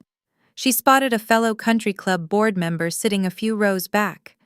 Vivian offered a tight, practiced smile. She leaned over, whispering behind her hand. Even from 50 feet away, I knew exactly the narrative she was spinning. She was telling her friends that her daughter, the brilliant crisis executive, had rushed down from the Capitol to rescue her brother. She was claiming credit for my success, using my hard-earned reputation to sanitize their current failure. They truly believed I had capitulated to their demands. They thought blood loyalty had overridden my common sense. They thought they had corrected my behavior one final time, forcing me back into my designated role as the invisible servant to the golden child. Their delusion was the final necessary ingredient for the trap. A betrayal only works if the target feels entirely secure in their position. If they had walked into the room trembling and suspicious, Liam might have hesitated. But seeing his parents sitting in the front row, radiating smug relief, would give him the false courage he needed to step up to the microphone. The digital clock on the wall shifted to 2:28. We were 2 minutes away from the live broadcast. The murmuring in the ballroom began to die down. The network producers held up their hands, counting down the seconds. The red recording lights illuminated across the bank of heavy television cameras. The temperature in the room spiked from the heat of the tungsten bulbs pressing down on the crowd. The quiet grew heavy, thick with anticipation. I stepped closer to the audio technician. I placed my right hand lightly on the edge of his desk, near the master volume slider. The technician glanced up at me, recognizing my authority as the event director, and gave a silent nod of readiness. The heavy oak door to the right of the stage clicked open. The sound echoed like a gunshot in the hushed room. Liam stepped out from the holding room. He wore the dark suit I mandated. His hair was slicked back. He paused at the edge of the floor, taking a deep breath. His eyes scanned the room. He saw the harsh lighting. He saw the sea of national cameras. He saw the unsmiling faces of the federal agents. For a fraction of a second, his mask slipped and the sheer terror underneath threatened to break through. Then he looked at the VIP section. He saw Thomas give him a stern, encouraging nod. He saw Vivian press her hands together in a gesture of proud solidarity. Liam visibly swallowed. He touched the inside pocket of his jacket, feeling the reassuring weight of the script I had handed him. The legally binding script he believed would set him free. He rolled his shoulders back, summoning the ghost of his former charisma, and began the long walk toward the wooden podium. The execution was ready to commence. Liam moved across the carpeted floor with the precise, measured strides of a man who believes he can outrun his own shadow. The sudden eruption of camera shutters filled the cavernous space. Flashes of white light bounced off the gold leaf columns, illuminating the sharp angles of his face. He reached the wooden podium and gripped the edges with both hands. His knuckles turned white, betraying the intense pressure building beneath his tailored charcoal suit. He looked out over the sea of cynical journalists, the unblinking federal agents, and the glaring red recording lights of the network cameras. He took a slow, deep breath, inhaling the stale hotel air. He was summoning the very last reserves of his political charisma. He reached into his jacket pocket and retrieved the sleek leather portfolio containing my script.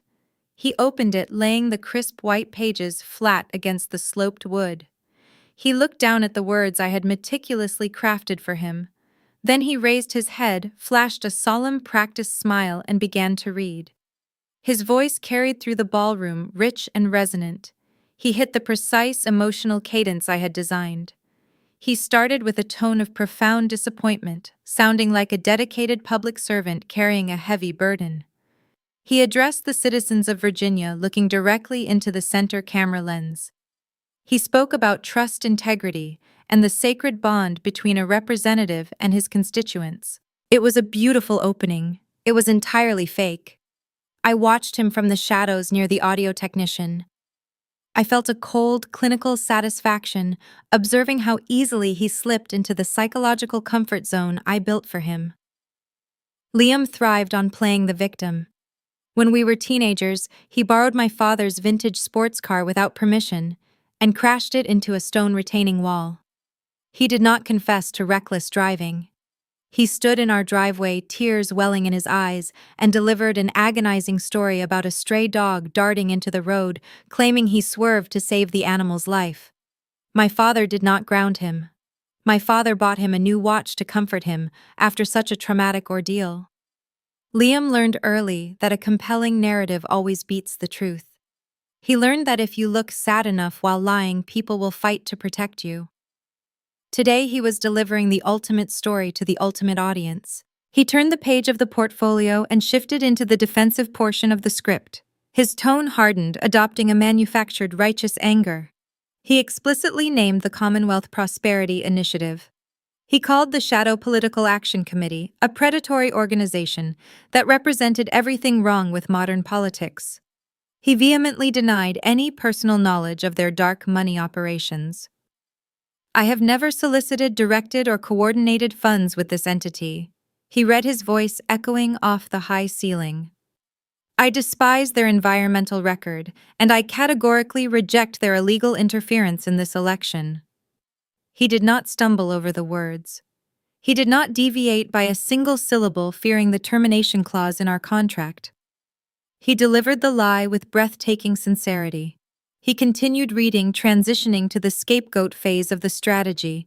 He threw his campaign manager directly to the wolves. He claimed he was horrified to discover that a rogue senior staff member had engaged in unauthorized communications with outside vendors. He painted a picture of a busy, dedicated candidate who trusted his inner circle too much, while focusing on the real issues facing working-class families. It was a flawless performance. If I did not possess the encrypted calendar invites, proving he orchestrated the entire scheme myself, I might have believed him. I shifted my gaze to the front row. James, the stoic journalist, sat perfectly still. He did not write anything down in his battered leather notebook. He just watched Liam with dark, unblinking eyes analyzing the performance. The federal agents flanking him were equally unreadable. They sat with their hands folded, resting on their briefcases, observing the state senator make definitive sworn declarations on live television.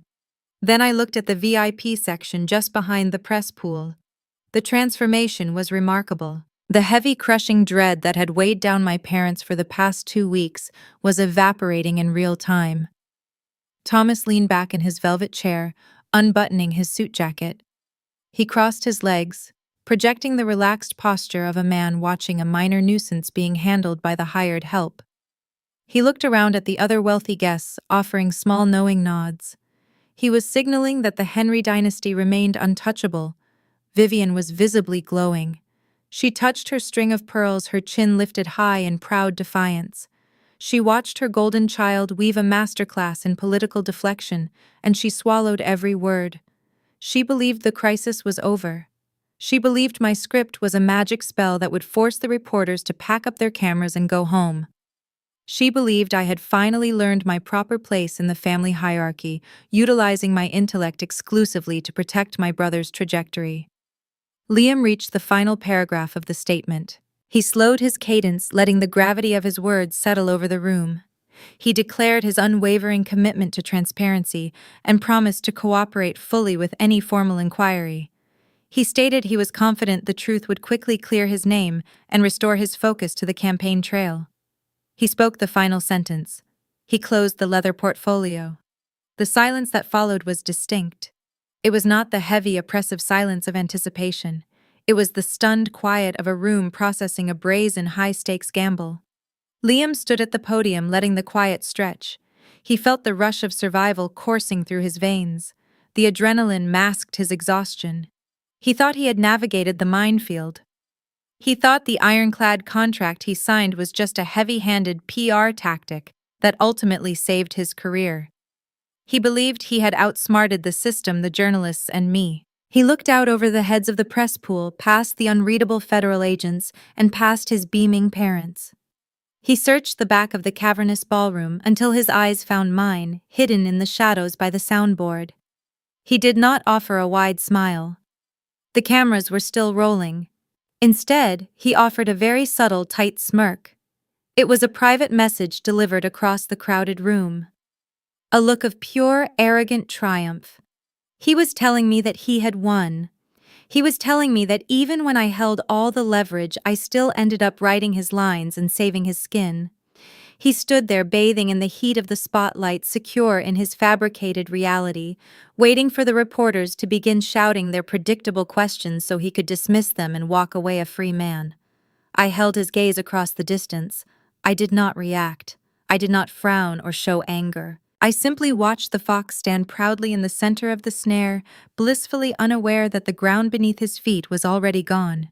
I tapped my index finger against the edge of the audio desk and waited for the journalist in the front row to stand up. The applause began near the velvet ropes, a sparse and hollow sound. Thomas initiated it, rising from his velvet chair and clapping with the heavy, measured rhythm of a patriarch reclaiming his kingdom. Vivian quickly joined him alongside the few remaining local loyalists my father had pressured into attending the press conference. The sound bounced off the gold leaf columns, but it failed to infect the press pool. The journalists remained firmly in their seats, their expressions ranging from bored skepticism to cynical amusement. Liam did not care about the reporters in that fleeting moment. He only heard the validation emanating from his parents. He gripped the edges of the wooden podium, letting his rigid shoulders drop an inch. The stifling tension of the past 2 weeks seemed to evaporate from his tailored frame. He believed the performance was the finish line. He thought that by swallowing his pride and reading my meticulously crafted script, he had successfully purchased his salvation. He thought he had outmaneuvered the system. I stood motionless in the shadows near the audio technician, holding a sleek digital tablet in my left hand. A silent timer counted down the final 10 seconds on the illuminated screen. I had never intended to leave his fate to chance or rely on the investigative prowess of external journalists. Before departing Washington, I engineered an automated data burst. As Liam spoke his opening lines, a secure server farm began routing a heavily encrypted file through a series of offshore proxy nodes. As he reached his passionate conclusion, the file bypassed the final security firewall. The timer hit 0. The digital payload delivered itself directly into the primary intake servers of the Securities and Exchange Commission, the Federal Election Commission, and the secure private inboxes of 20 designated national correspondents sitting in that very ballroom. The polite applause dwindled, fading into an expectant quiet. Liam adjusted his silk tie and leaned toward the microphone, ready to call on a friendly regional reporter he had pre-selected to toss a soft, predictable question. He opened his mouth to shape his signature folksy greeting, but James beat him to the draw. The veteran journalist did not raise his hand to request permission. He simply stood up from his front row seat, unfolding his tall, rumpled frame. The movement was unhurried, but it commanded immediate total attention. He did not hold a traditional notepad or a recorder. He held his smartphone. The screen glowed brightly, reflecting starkly off his wire-rimmed glasses. He looked down at the device, reading a fresh notification, then shifted his sharp gaze back up to the state senator. Senator Henry James began, his voice carrying a gravelly, authoritative weight that required no electronic amplification. You just stated for the public record that you have never solicited, directed, or coordinated funds with the Commonwealth Prosperity Initiative. You formally characterized the allegations as the deceptive work of a rogue campaign manager acting entirely without your consent. Is that your final sworn statement? Liam offered a practiced, sympathetic sigh, playing the role of the weary public servant, humoring a difficult reporter. Yes, James, he replied, injecting a note of mild condescension into his smooth tone. I thought I made that rather clear during my speech. The official record stands. I possess no personal knowledge of those shadow transactions. James did not blink. Then how do you explain the data cache that hit the federal regulatory servers precisely 4 minutes ago? He asked. The air in the room underwent a sudden palpable pressure drop. A low murmur rippled through the press pool as several other reporters felt their own devices vibrate with the incoming data alerts. Screens illuminated across the dark rows, casting an eerie blue glow over the cynical faces of the media. Liam kept his smile frozen in place, but the tight corners of his eyes betrayed a sudden spike in adrenaline. I am not sure what random internet rumors you are referencing, Liam countered, attempting to steer the narrative back to his curated safety zone. My campaign has operated with total transparency since day one. James scrolled down on his screen, his thumb moving with deliberate clinical precision. This is not a rumor, Senator. The Securities and Exchange Commission just received a decrypted archive of your personal emails, not your public campaign server. Your private hidden account. I am looking at a message dated October 14th of last year, sent directly from your email address to the Managing Director of the Shadow Political Action Committee. James raised his voice just enough to cut through the rising whispers echoing across the ballroom.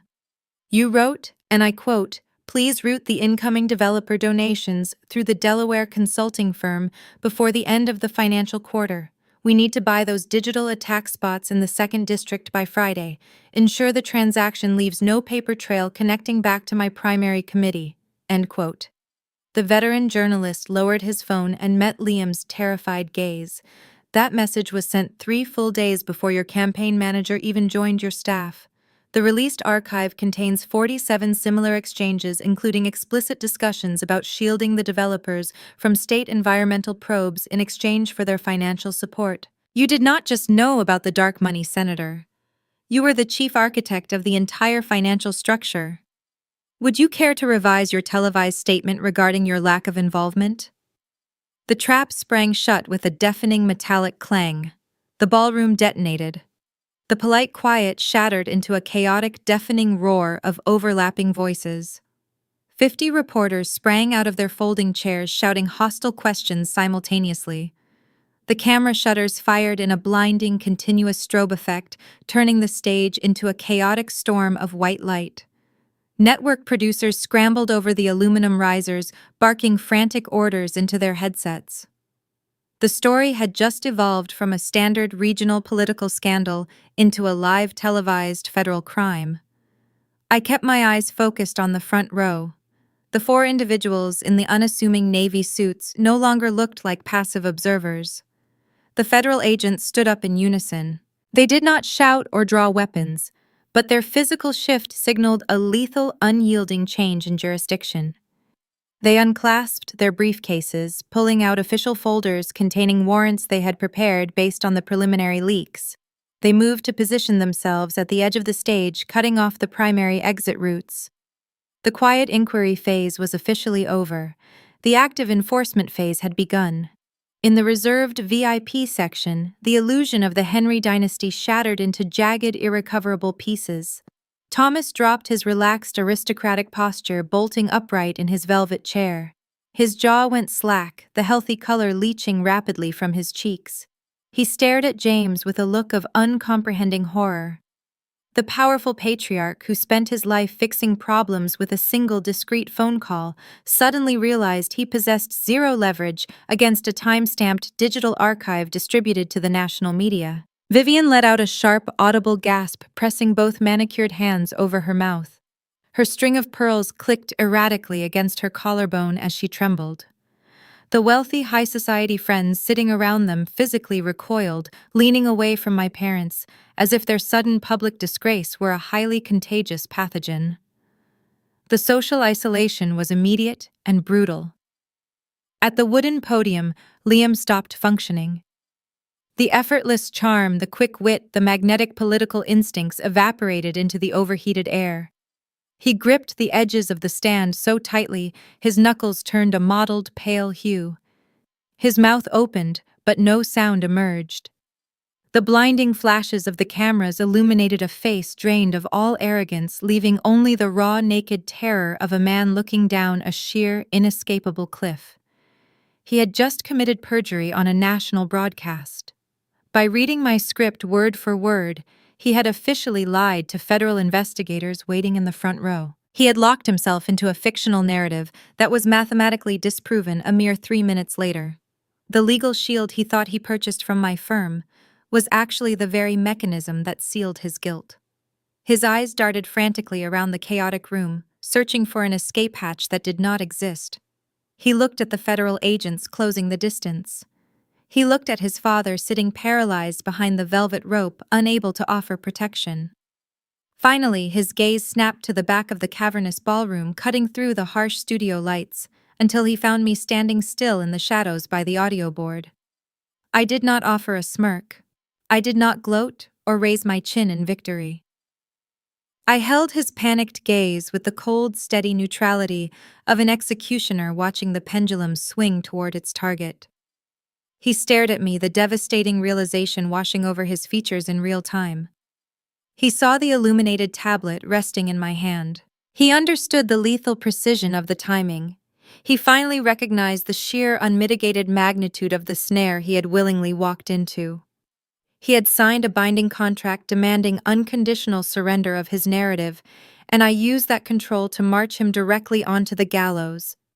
The realization hit Liam with the force of a physical blow. I watched his eyes dart from the illuminated tablet in my hand back to the veteran journalist standing in the front row. The architecture of his fabricated life crumbled in a matter of seconds. He possessed a brilliant mind for manipulation, but he had never developed the capacity for genuine resilience. His entire political survival strategy relied on dodging accountability and letting others absorb the impact of his mistakes.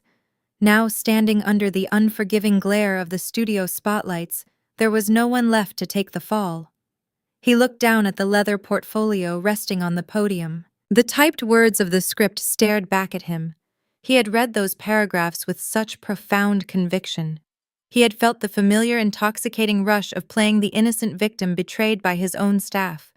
He believed he was outsmarting the press corps.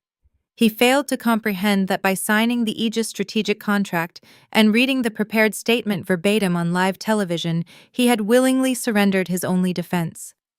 He had formally sworn to a narrative that was mathematically and digitally disproven 3 minutes later. He did not just spin a bad public relations story, he committed perjury in front of federal investigators. The legal shield he thought he purchased from my agency was the exact mechanism that locked the prison door. The physical reaction was immediate and devastating. The effortless magnetic charm that had defined his public existence evaporated, leaving behind a hollow, terrified shell. His breathing turned shallow and erratic. The tailored charcoal suit, which had projected such statesmanlike authority moments earlier, now seemed to suffocate him. He gripped the edges of the wooden stand, his knuckles turning a stark pale white against the dark grain. Drops of perspiration gathered along his hairline, catching the harsh light of the flashes. He opened his mouth to speak, to deploy one of his signature folksy deflections, but his throat seized. A dry, scraping sound echoed over the amplified microphone. He was a man drowning in plain sight. The press pool showed zero mercy.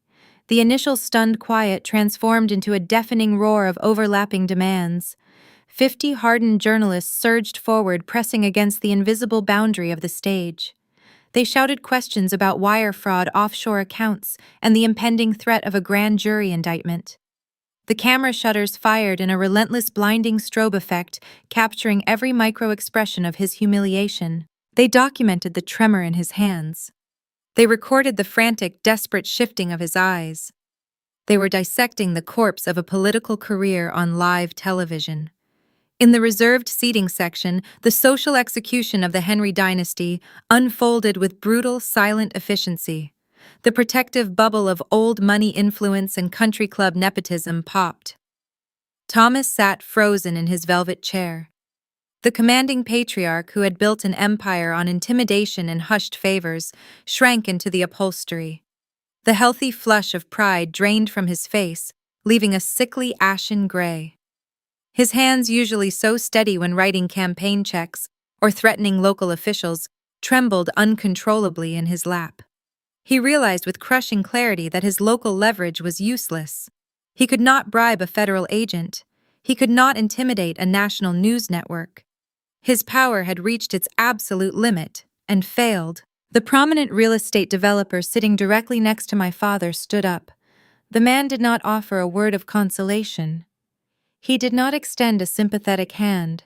He simply buttoned his suit jacket, turned his back on Thomas, and walked swiftly toward the exit, determined to put as much distance between himself and the radioactive scandal as possible. Within moments, the other wealthy guests in the VIP section followed suit.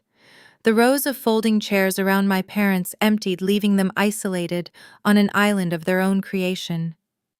Vivian pressed her palms against her cheeks, her eyes wide with uncomprehending horror.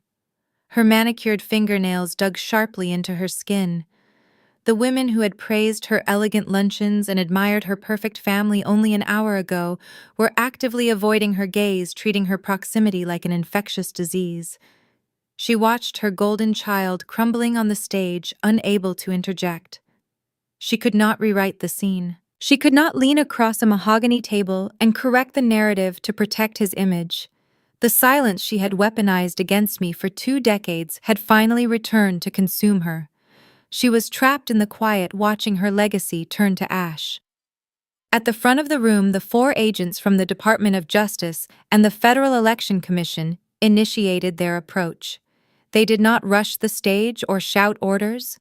Federal machinery operates with a slow, grinding inevitability.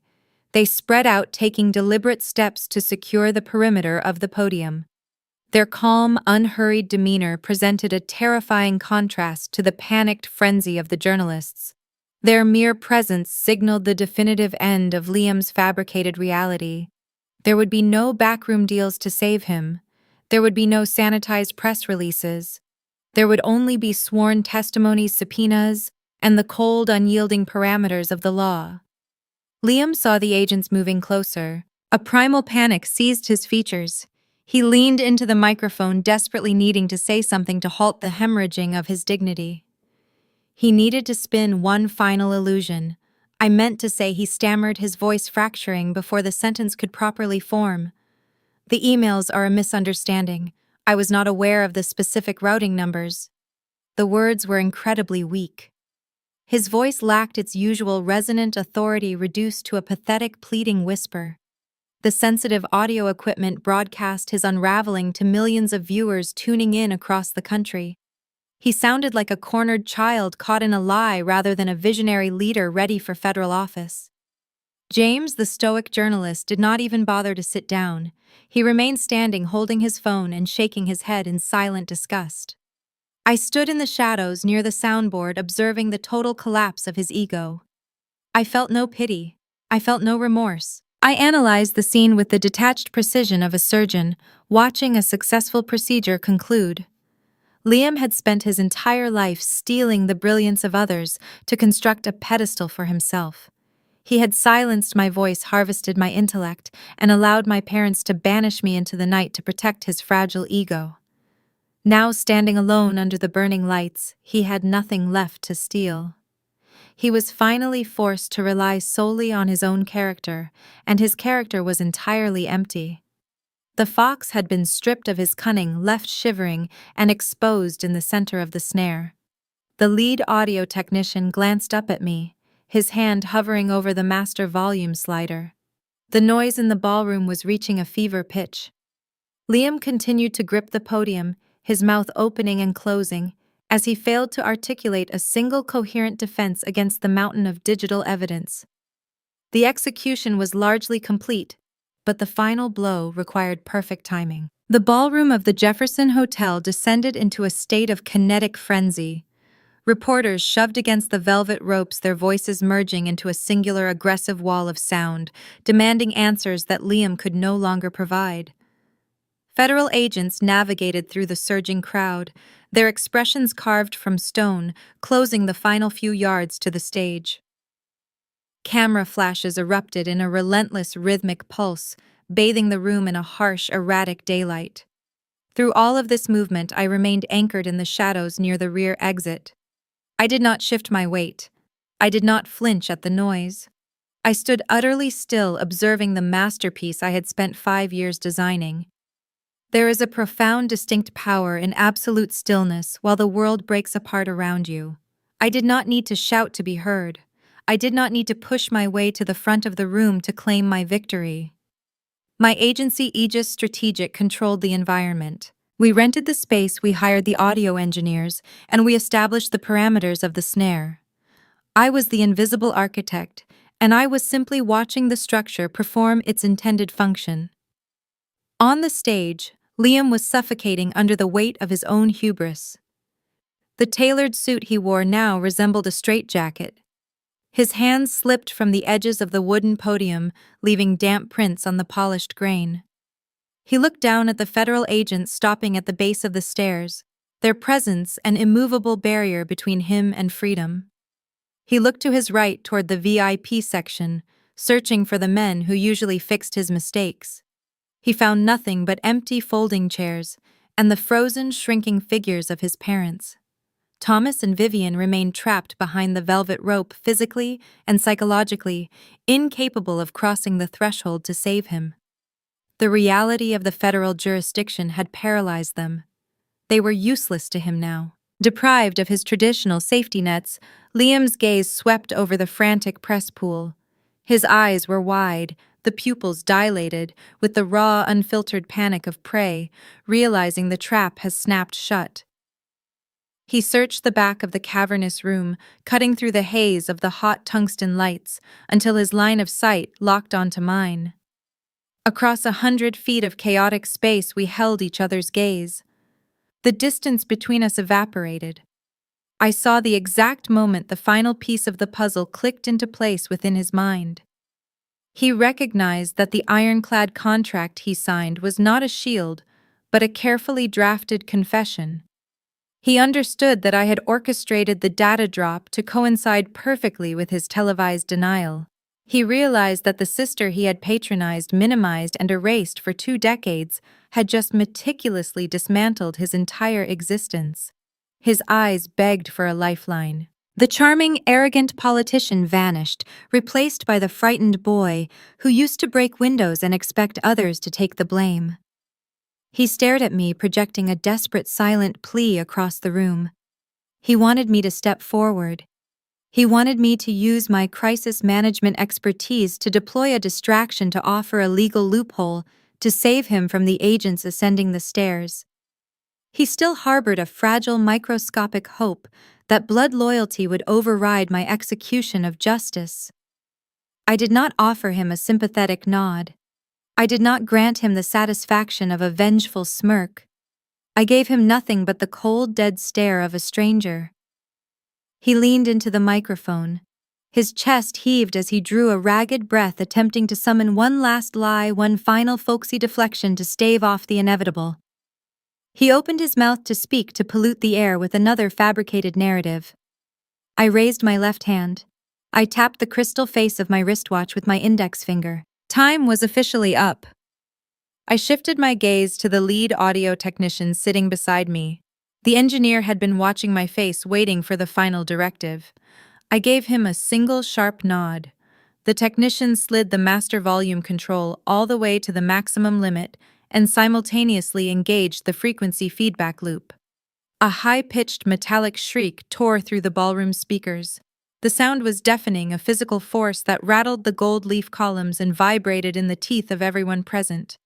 Reporters clamped their hands over their ears, dropping their notepads. Network producers ripped their headsets off, wincing in pain. The federal agents paused their ascent, grimacing against the auditory assault. On the stage, Liam recoiled, clutching the sides of his head. The deafening screech effectively drowned out whatever pathetic excuse he had tried to utter. His final words were swallowed by the noise, erased from the broadcast feed and lost to the room. He was silenced. The microphone went dead. The poetic symmetry of the moment settled deep into my bones. For my entire life, my family had dictated when I could speak and what I was allowed to say. They had interrupted me, talked over me, and rewritten my truths to serve their comfort. Today, I did not lower myself to their methods. I did not engage in a shouting match. I did not argue my case or plead for validation. I simply handed a chronic liar a live microphone, forced him to swear an oath to his own deception, and let his fundamental nature destroy him. I used their own weapon against them. The audio technician powered down the main soundboard, leaving the room in a ringing, stunned quiet. The federal agents resumed their steps, reaching the top of the stage. The lead agent pulled a folded document from his breast pocket, stepping into Liam's personal space. The arrest procedure was beginning. The cameras continued to flash, documenting the state senator being escorted away from the podium. His head bowed, his political career officially terminated. I did not stay to watch them place the handcuffs on his wrists. The spectacle no longer required my supervision. I turned my back on the stage. I turned my back on the VIP section where my parents sat amidst the ruins of their generational legacy. I pushed open the heavy brass-plated service doors and stepped out into the hallway, leaving the suffocating heat of the ballroom behind. My security detail flanked me as we walked down the carpeted corridor toward the private exit. We bypassed the main lobby, avoiding the straggling journalists and curious hotel guests. We stepped out through the rear loading dock. The cool Virginia air hit my face, carrying the scent of damp pavement and approaching rain. The sky above Richmond was a bruised purple, signaling a breaking storm. I walked toward the sleek black town car waiting by the curb with its engine idling. The driver opened the rear door for me. I slid into the leather seat, relishing the pristine quiet of the insulated cabin. As the car pulled away from the hotel, merging into the late afternoon traffic, my phone vibrated in my pocket. It was an alert from my chief investigator, confirming that the Department of Justice had officially frozen the campaign bank accounts. The operation was a definitive success. Aegis Strategic would face no legal blowback, thanks to the airtight representation contract Liam had signed. My firm was secure. My future was entirely my own. Yet, as I watched the historic brick facades of the city blur past the tinted windows, I knew there was one final task remaining. The psychological victory was secured, but a physical tether still existed. I needed to return to the sprawling colonial estate in the suburbs, not to gloat, not to seek an apology from the two broken people who would soon be returning to an empty, disgraced home. I needed to cross their threshold one last time to retrieve a specific wooden box containing my grandmother's journals, items they had refused to let me take on the night of my exile. The execution of the Golden Child was complete, but establishing the new baseline of my reality required me to face the ghosts of my parents on their own territory and prove that their power over me was permanently extinguished. 6 months is a sufficient amount of time for the dust of a ruined legacy to settle, and for the concrete of a new reality to harden. Liam did not secure a lenient plea deal. The sheer volume of the digital evidence combined with his televised perjury forced the federal judge to set a strict example. My brother is currently residing in a minimum security federal correctional institution in Maryland. He traded his tailored charcoal suits and silk ties for standard-issue khaki uniforms. He works in the prison laundry, folding sheets and washing uniforms instead of shaping public policy and charming wealthy donors. His legendary charisma is entirely useless inside those concrete walls. You cannot smile your way out of a mandatory minimum sentence. He has 3.5 years left to serve. I do not visit him. I do not write him letters. He is a closed file. The fallout for my parents was less legal, but far more agonizing. Richmond high society operates on an unwritten strict code of reputation. When the Henry name became synonymous with federal perjury and dark money, their social capital evaporated overnight. Thomas was quietly pressured into an early retirement by the senior partners at his own real estate law firm. They bought out his shares to scrub his name from the letterhead to protect their remaining clients. Vivian received polite, formal letters from the boards of her various charities, thanking her for her years of service and requesting her immediate resignation. Their country club membership was not renewed. They are trapped inside the sprawling colonial estate they spent decades turning into a fortress of status. Now it functions as a very expensive prison. I did not return to Virginia for those 6 months. I remained in Washington, expanding Aegis Strategic. Our client roster tripled after the press conference, powerful individuals watched how I handled my own blood and decided they wanted that exact level of ruthless efficiency protecting their interests. I bought a penthouse overlooking the river. I built a life insulated by my own competence and financial independence. But there was one physical item left inside the Richmond estate that belonged to me. A heavy cedar box containing my grandmother's handwritten journals. She was the only person in that lineage who ever valued the truth, and I refused to let her memory rot in a house built on lies. I drove down Interstate 95 on a crisp Tuesday morning. I did not call ahead to announce my arrival. I turned onto the long gravel driveway leading up to the property. The first sign of their decline was the landscaping. The manicured hedges my mother used to obsess over were overgrown and wild. Tall weeds pushed through the pristine gravel. The heavy wrought iron gates stood permanently open, their hinges showing signs of rust. I parked my sedan near the grand stone portico. The house looked imposing, but dead. The vibrant hum of power and social consequence that used to radiate from the tall windows was gone.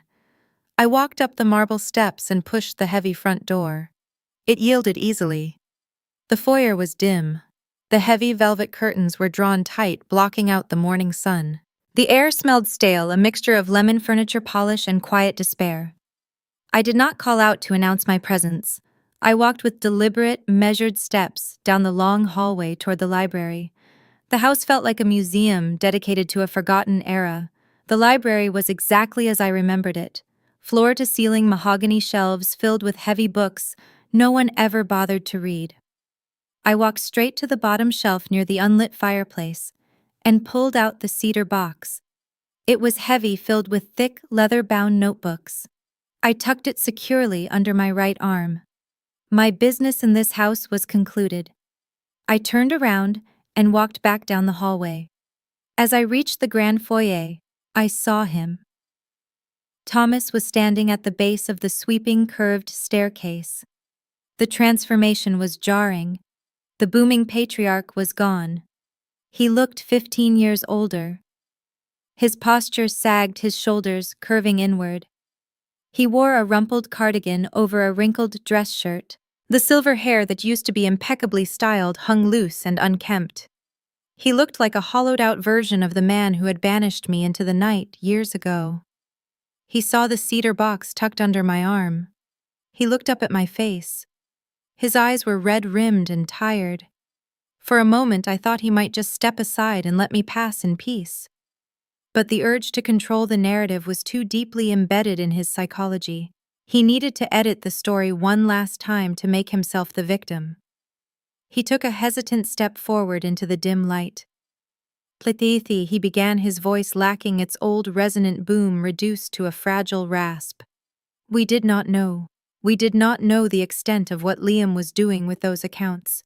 If you had just warned us privately, instead of ambushing him on television, we could have fixed it.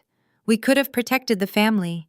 He was offering the ultimate delusion. He was trying to rewrite history right in front of me, pretending the 20-page zoning proposal I showed him 5 years ago never existed. He wanted to correct reality one final time. 5 years ago, those words would have ignited a burning rage in my chest. I would have dropped the box and screamed at him, presenting facts and timelines to prove his hypocrisy. I would have demanded accountability from a man incapable of giving it. But standing in that dim foyer, I realized the profound uselessness of arguing with a ghost. Engaging with him would mean stepping back onto his stage. It would mean treating his words as if they carried weight or meaning.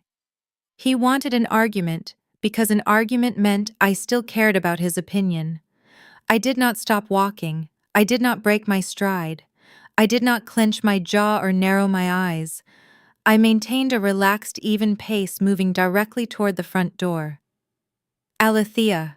He called out again, his voice cracking with desperation as I closed the distance. Please, we have lost everything. I reached the door. I did not turn my head. I looked right through him as if he were an empty space in the air. I offered him the same terrifying, unyielding silence he had forced upon me for 24 years. I turned the heavy brass handle, pulled the door open, and stepped out into the bright Virginia sunlight. I let the door click shut behind me, severing the connection forever. I walked down the marble steps to my waiting car, placed the cedar box in the passenger seat, and started the engine. As I drove away, I looked in the rearview mirror. The colonial estate shrank into the distance, swallowed by the overgrown oak trees. They were trapped inside that decaying house, left with nothing but the echo of their own lies. I used to believe that power meant having the loudest voice in the room. I learned that true power is holding the pen. My family spent decades treating my life like a rough draft they could edit at their convenience. They tried to erase me to make room for a golden child who turned out to be made of fool's gold. Now he is wearing a numbered uniform, and they are serving a life sentence of social exile in a house nobody visits. I did not destroy them. I simply handed them the truth and let their own nature do the rest. I am no longer the quiet girl sitting at the mahogany table waiting for permission to speak. I am the sole author of my reality. Thank you for listening to my story until the very end. If my journey resonated with you, please take a moment to like this video and subscribe to Eva Tells Stories. It helps the channel reach more people who might need to hear this.